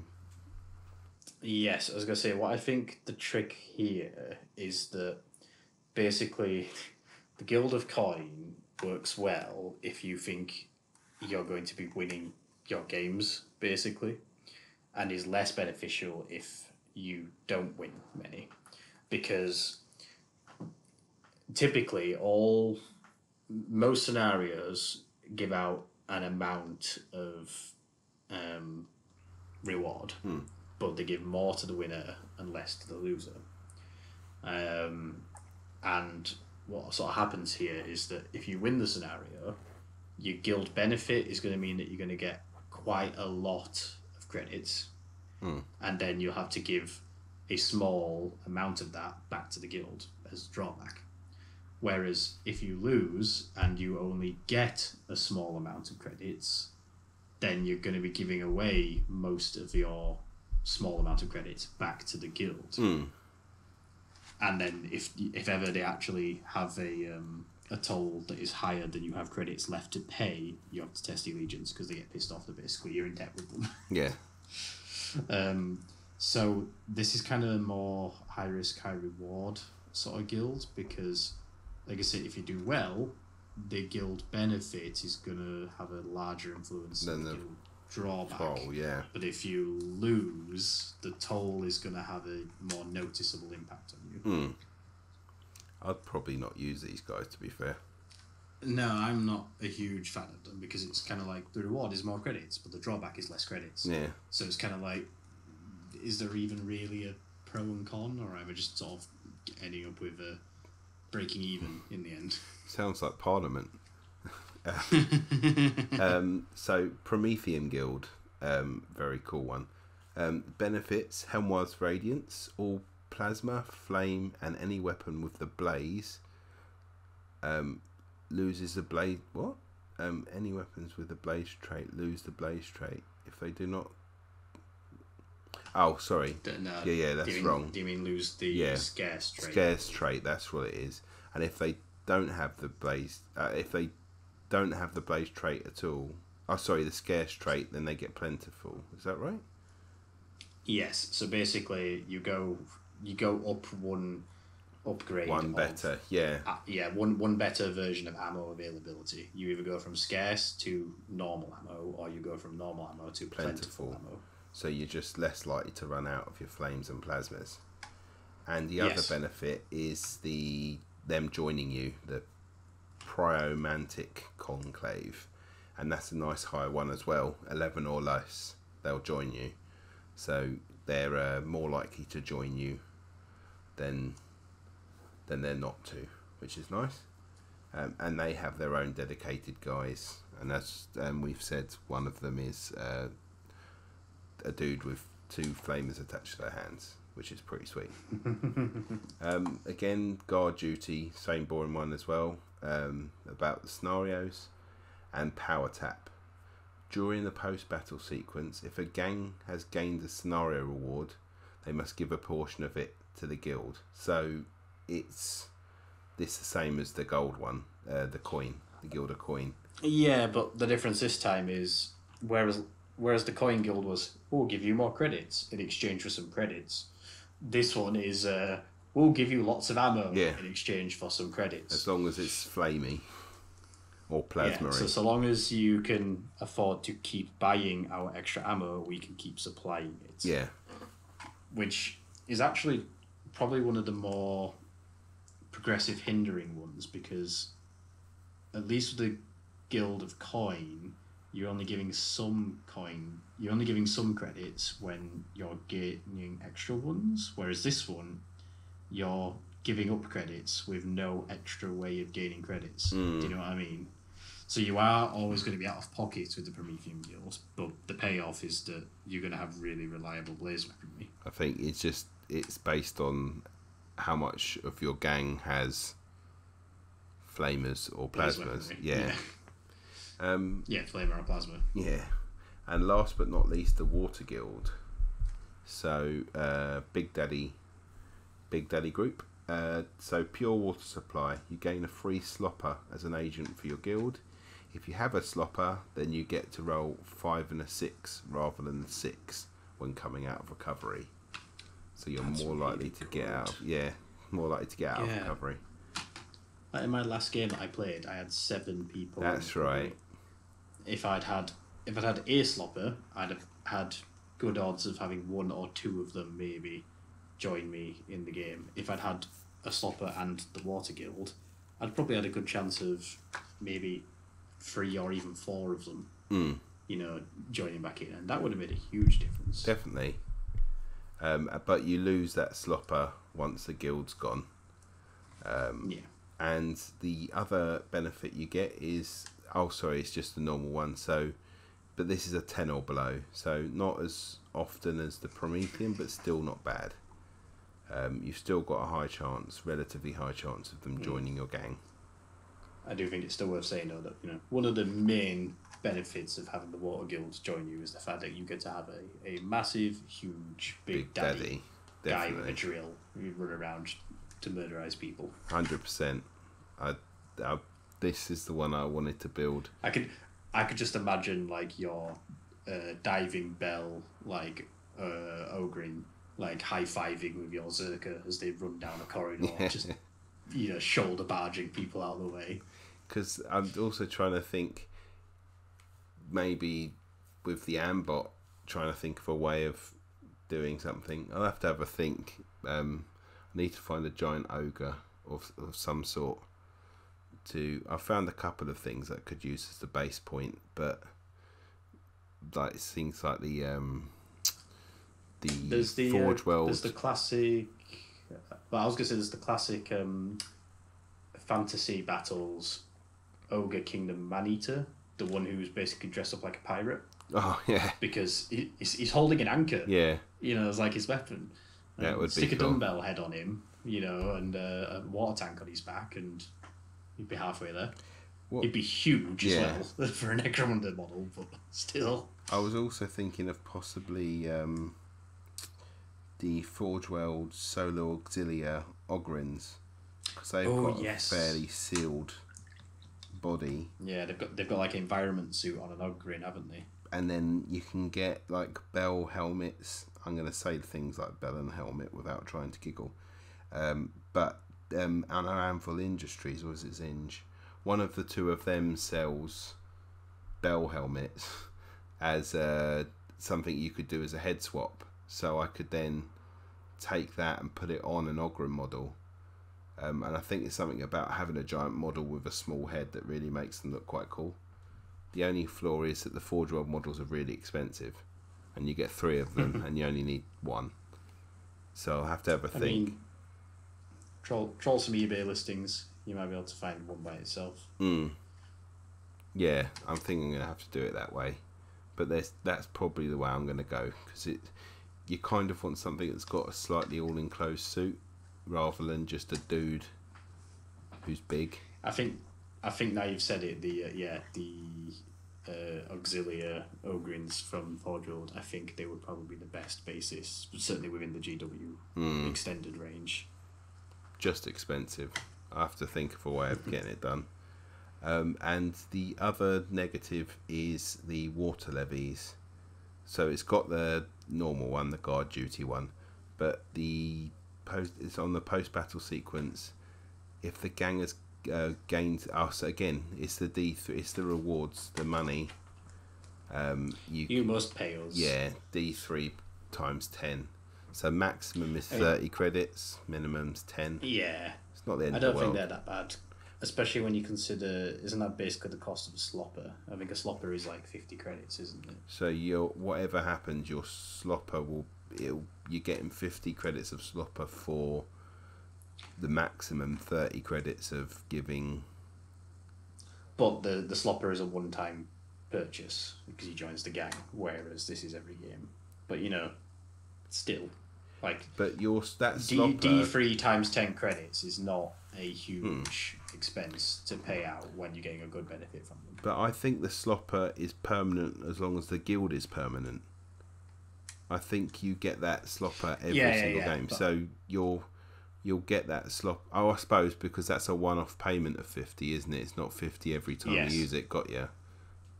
Yeah, but then because I've not used the agents who join you. So I don't know how beneficial they are, because it could, like, getting those 3 guys just come, or 4 guys, or even 5 if you're getting the Hive scum running along as extra people. That's worth its weight in gold sometimes. So. Oh yeah, definitely, just bodies. So which would you fancy? Because I know that basically are the ones I want to pick up because of the potential. See, I like the ammo one the best, the Guild of Iron Guild, but it's not the one I'd want to run because you just have Hive scum, unless I can theme the Hive scum and do a theme for them. But the other ones would just be because of the coolness of them. I'd want to make a Corpse Guild, I'd want to make a Prometheum Guild, and I'd want to make a Water Guild. I mean, I think most of the guilds tend to lend themselves towards a particular gang anyway. Like there are benefits that are easier to play into with certain gangs. Me personally, with my Esches, I think I'd probably end up going with either the Corpse Guild or the Slave Guild, and I think I'd probably go with the Corpse Guild. Right. I like the ability to reroll the lasting injuries, and I don't mind pissing the guild off if it means being able to take my dying ganger to the doctor. Like, I feel it's a drawback that won't come up too often to the point where I care about it, and when it does, I don't mind overruling it. Yeah. Whereas the Slavers Guild, I think having the flexibility of the extra skill would actually be quite nice. Like, I think their benefit is going to be more you're going to see it every game. You know, you're gonna, rather than just seeing it as a peripheral benefit. And their drawback, I don't think is too bad. Like, oh no, I have to. There's a chance that someone of my gang who might be escorted off to go have a wonderful career in the gladiatorial pits. Yeah. You know, it's unlikely to happen. And again, if you really want to, you can dispute it. But so I think those two for me personally. Sweet. But that said, I think like the Iron Guild would work really nicely supporting an Orlok gang. The Promethean Guild obviously would do wonders for a Cawdor gang. Or possibly a Plasmarie Van Sar gang. Yeah, possibly a Plasmarie Van Sar gang. I think the Slave Guild would do well with the Goliaths. So like, I think there's plenty of options. Yeah, definitely. I think they're really cool. I think it adds a bit of something different that we've not had before.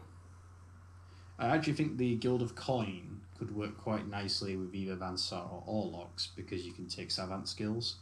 Say you've got one guy in your gang that's got the Fixer skill. So you have a champion with Fixer, which means that at the end of every game, he earns you D3 credits. And the Guild of Coin is taking, D3 credits off you. So basically you've got one skill that basically offsets the drawback of your gang, at which point then an Orlok or Vansar gang that has access to more money is going to be able to go in on some very nice toys. Yeah, fair enough. But for me personally, I think I'd probably go with the Corpse Guild for meshes. Plus, I would love the opportunity to, say, model up the entourage of the Corpse Guild. Yeah, 100%. Mine's definitely under the modelling part. Okay, guys, it's going to be really important to see some of your cool conversions of these, because it's all about It's already been one or two. Yeah. But we want to see more of them. Yeah, 100%. And also, if you think something's going to be a cool base for a model, then definitely put it up, even if it's not something you're going to use. But like I've done, I've found a couple of things that I thought would be potentially bases for the Big Daddy / Water Guild big model. But yeah, if you find any, just whack them up, give them because I don't have a knowledge of every single miniature in the world, unfortunately. And just seeing everyone's different things that I don't know about is really cool. It's the thing I like the most anyway. But that's it for the guilds. We will be back, and I think it will be games played.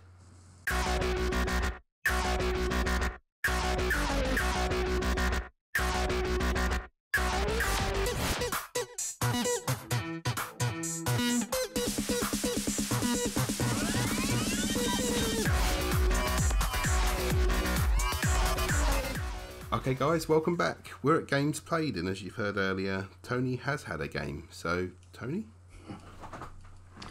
Yeah, I have played my latest campaign game, and it was with long-time listener of the show, Tom Ross. You forgot for a second, didn't you? Then. Yeah. You forgot, even though he's got the best first name. So I played his Dialect Gang, and I have clashed with him before, and last time I faced him, I took one of his Juves captive. Ha ha ha ha ha. So, as would be expected, this was a rescue mission, which is the first one that's been played in this campaign of ours, so that was fun. It's fair to say it did not go well for Tom. Oh, boo. As the opposite of what we did in our game, where it went very well for me and I destroyed you. I don't remember it going down that way. But I think because I got to record the podcast and you weren't on that episode, it got logged as me winning. I'm pretty sure. You don't know how You don't know how tempted I was to put something about that. I was genuinely halfway through. Like I'd started creating this like radio intercept thing where I was gonna come like barging in and be like, I do not listen to any of this Goliath propaganda. But you didn't because you knew it was true.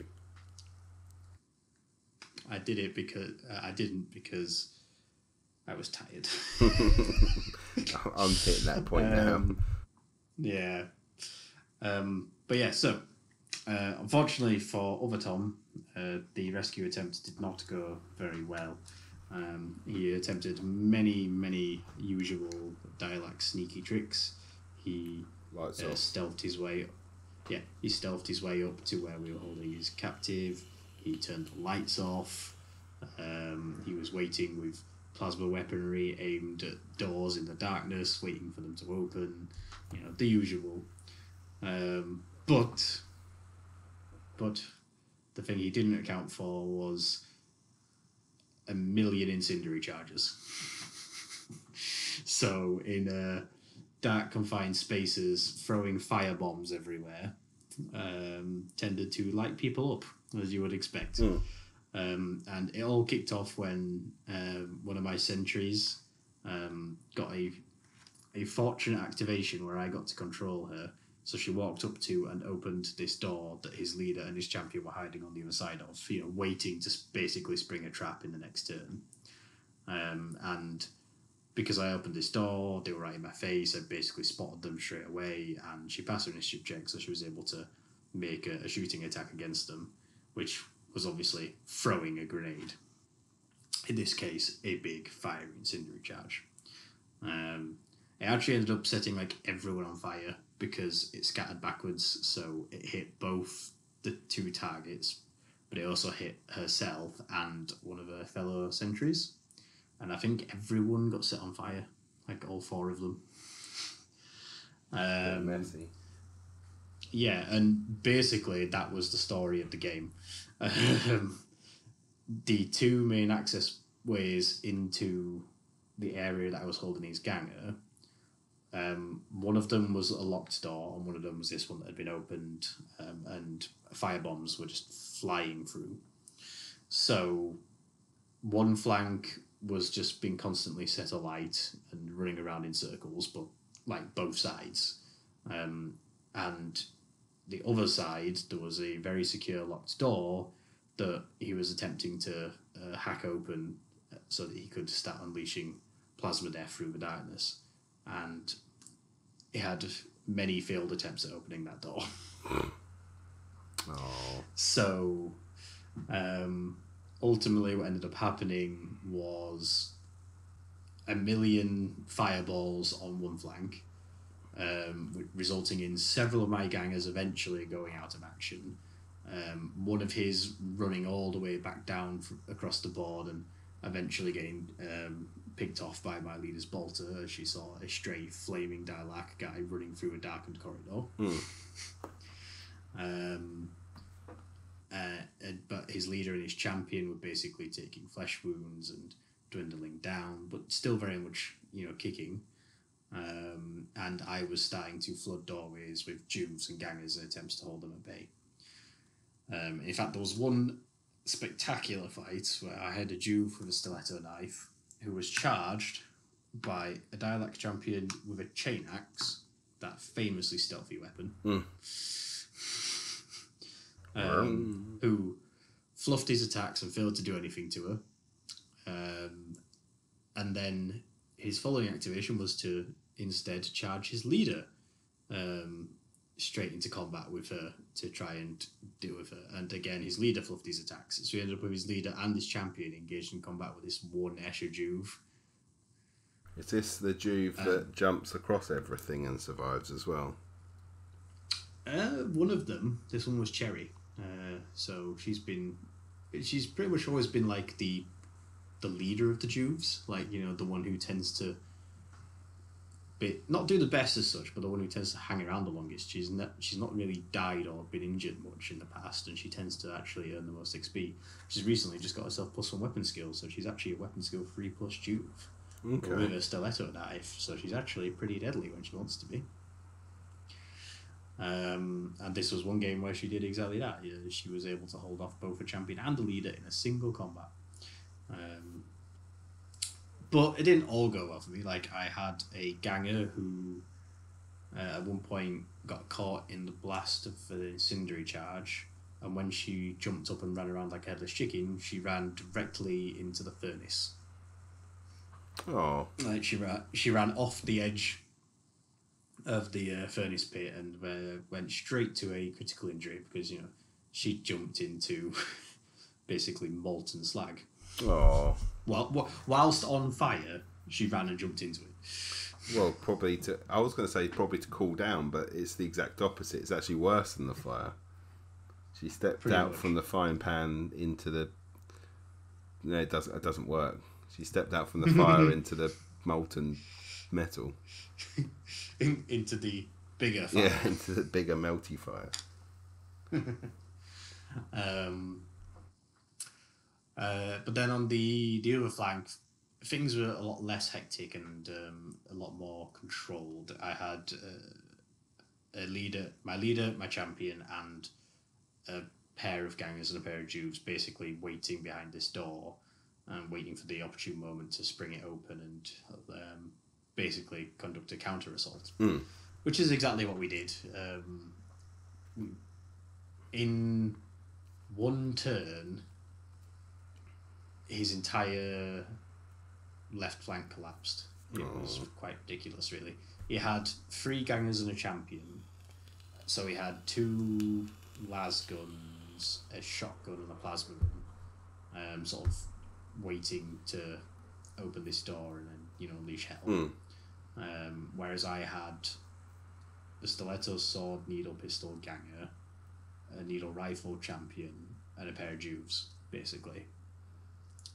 And what ended up happening was I popped open the door, my sword, pistol, ganger ran forwards, needle pistoled one of his gangers straight out of action, which caused his champion with the plasma gun to break and run down the corridor. I had a Juve charge his second ganger and took them straight out of action.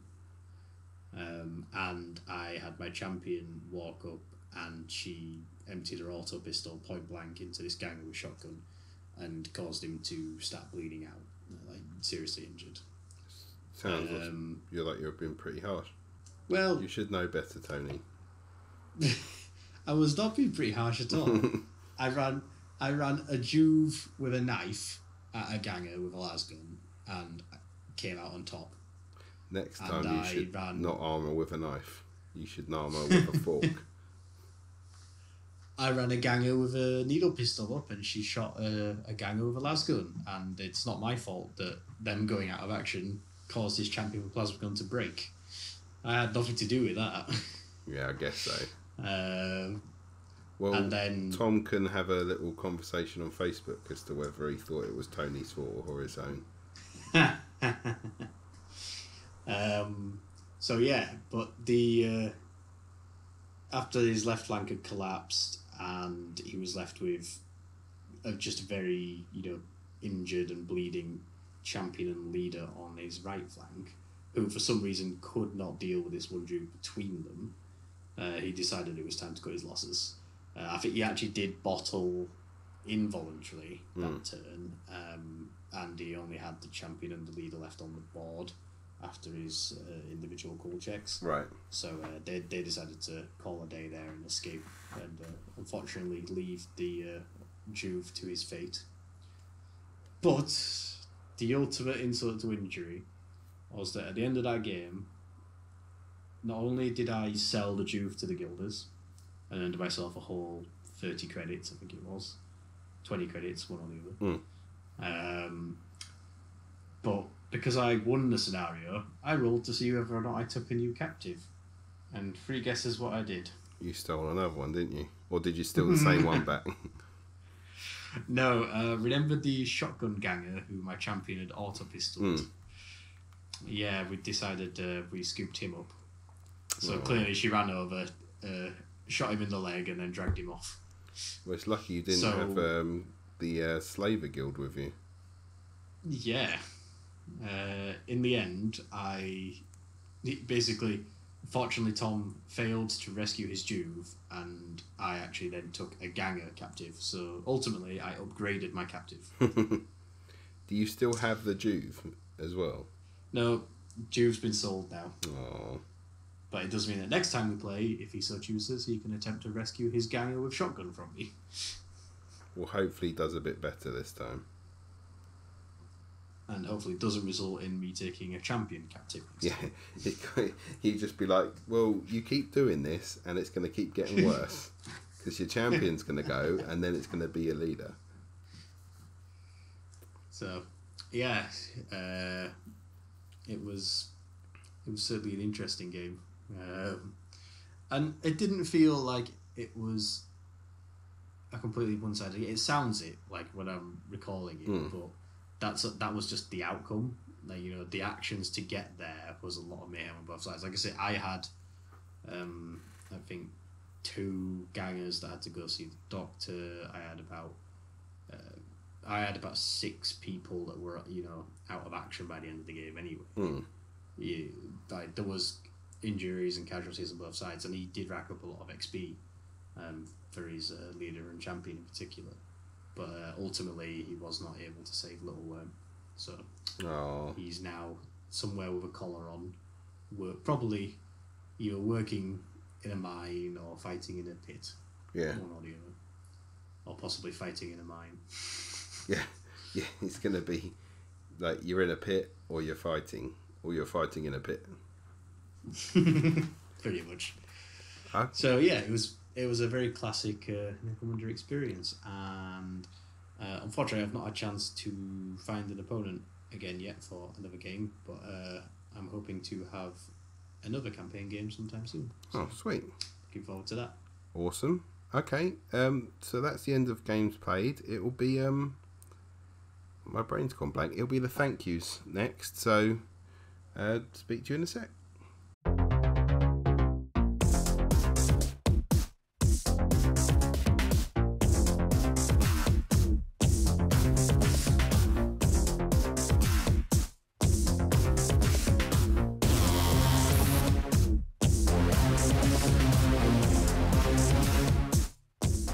Okay guys, this is the thank yous to closing. So the bits that we've found, I'll go through them now. I want to thank again Hungry Troll.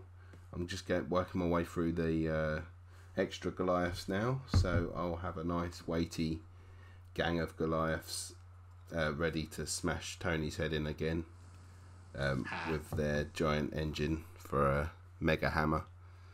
And another guy with a jackhammer attached to his arm, ready to crunch some heads. But we've got no new patrons this month. We had 2 last month. So we've gone straight to things we've seen. So Freddie Broad, he's a new member of the team of the group. He completed an ex-Goliath bounty hunter. He's made one using a model from an AOS game. I can't remember what one it is, but it's a guy that's holding an axe, and he's been used as a basis of a lot of different models.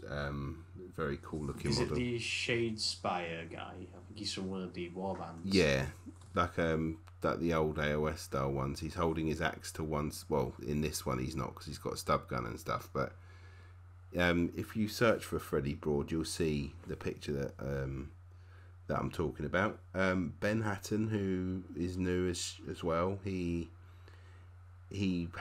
spoke about him last month. He's done a Prometheum pipe setup, obviously due to having this new environmental stuff coming out. Ben Nevis, another Ben, he's done a Stig Shambler, which was really cool. It used the Plague Ogre from the Cromlech, and then a Halfling from the new Blood Bowl. One of the Blood Bowl Halflings with like the saucepan on its head as a helmet. He's using that as the little guy sitting on top. It's really cool. Yeah, I saw that one. I think that's a really clever use of a halfling. Yeah. They've got Steve Uden's. I don't know if we spoke about this last episode, but the gargoyle water fountain with the kind of green toxic ooze that's coming out of its mouth. Yeah, the luminescent. Yeah, did we discuss that last month? No, I don't think so. And then I think we should because it looks excellent. Yeah, when you glow it under UV light, it looks even better. It looks really cool. I like the use of UV stuff in 40k. It's very much like the old 80s sort of style. I'm surprised I've not seen it more on like plasma coils and stuff. I'm surprised that's not a thing I've seen people do. Yeah, it's a fair point. I think because I think maybe the plasma coils, because if it's clear and it glows, that's fine, because you can then paint your plasma coil whatever colour you wanted it to, and if you painted it with a UV, if it was clear, then that's not a problem either, because you can make it look as nice as you like for the daytime, and then when you shine a UV light it glows. But if it's got a colour to it and it doesn't look great as a... Does that make sense? If it doesn't look great as the non-lit up version, but if it's clear, then yeah, I agree. It should. I might do it on mine if it's a clear product that can go straight over my plasma. Possibly stuff. Necrons as well. Yeah, that could be another good use for it. That would be cool. I think if I maybe even on some of the my Necromunda buildings, doing fancy signs like the Pleasure Dome and stuff. Ooh, graffiti. Yeah, graffiti would be really painted cool. straight onto walls with like luminescent paint. Yeah, that would be really cool. Alright, that's something I'll have to look into. And the last one is Chris John for sending me the parts that I need to do my Cordor model that we were discussing, the one carrying like glowing balls. That sounds weird. Yes. But you know what I mean. The incense balls. Yeah. So I've got those smelly balls. Yes, these are slightly smaller ones, so I might use them on my Cordor models themselves. And then another guy on the group suggested the Nurgle Terminator that has like a fairly large smoking ball on a chain, which is attached to a stick. So I might get that for the Ambot. But like I say, once I'm going Vansar and Goliath painting first, then Ambot, and then maybe the guild. So it's still got quite a lot to do, which is why I don't play many games. I spend most of my time trying to paint. I'd rather paint the models I'll never use than play with models that I do have. I don't know why. It's just the way that I play it for some reason. But yeah, apart from that's really it for this episode. There is a slight possibility that next month there will be a delay. I mean, hopefully this one there won't be, because last month was obviously delayed, and then this month should be coming out relatively okay for there to be a month gap between. But I know next month, a lot of us, I'm on holiday next month for a couple of weeks. I'm also looking to change jobs and potentially move house again, so it will be a fairly busy month, so I'll have to see where it all fits in, because I definitely won't be able to write up the script or record while I'm in Spain, so we'll have to see when that's going to come out, but I'll keep you all guys updated. But that does not mean you have to go without podcast content. No, there is always a pretty good 40k podcast you could go try listening to as well if you've got a gap in your schedule because of a delayed Chronicles episode. So yeah, a bit of a shameless plug there for the narrative wargamer podcast. What one are you on now? Next episode will be episode 4. Oh wow! So how often like are you putting them out? Usually the aim is to do pretty much every other week. Oh wow! Like from a logistics point of view, it's record 1 week, edit the next. Oh wow, superstar. So at the moment though, trying to source guests and hosts is one of the things that's pretty much dictating the dates. So like the next time that I'm going to be recording with Dave Barker, he's actually going to be in India. Oh wow, okay. While he does his recording, so we're going to see how well that goes. But we'll be recording that hopefully around the 10th, the 11th of the month. I've also got a guest that I'm going to be doing an interview with after the 13th of the month, because he's going to be talking about a narrative game that he'll have been playing at Warhammer World. So that'll probably be on episode 5 that interview will be in. So I'm sort of piecing it all together, but cool.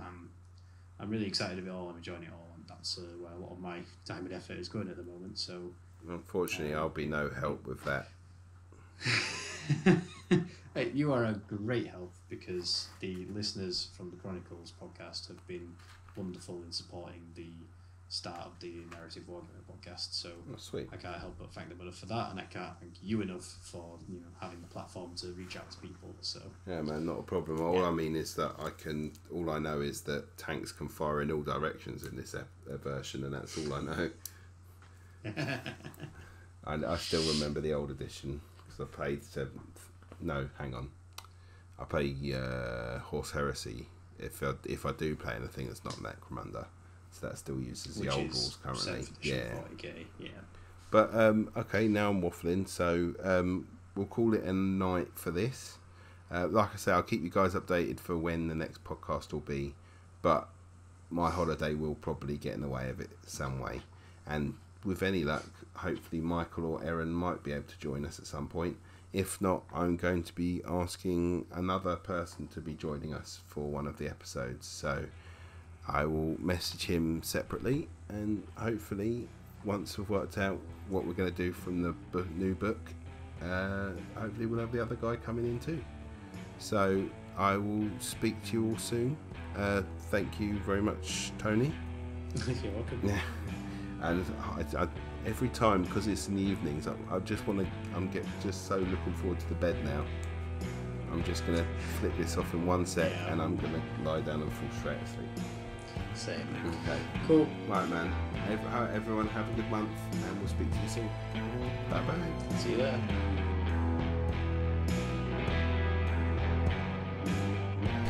And that was the end of Chronicles from the Underhive, a Necromunda and Post Apocalyptic podcast. We hope you enjoyed it.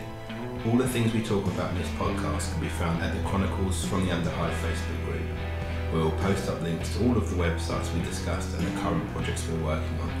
Come and join us and post up your Necromunda projects. We hope to see you there, and may you never roll a double on your gambling.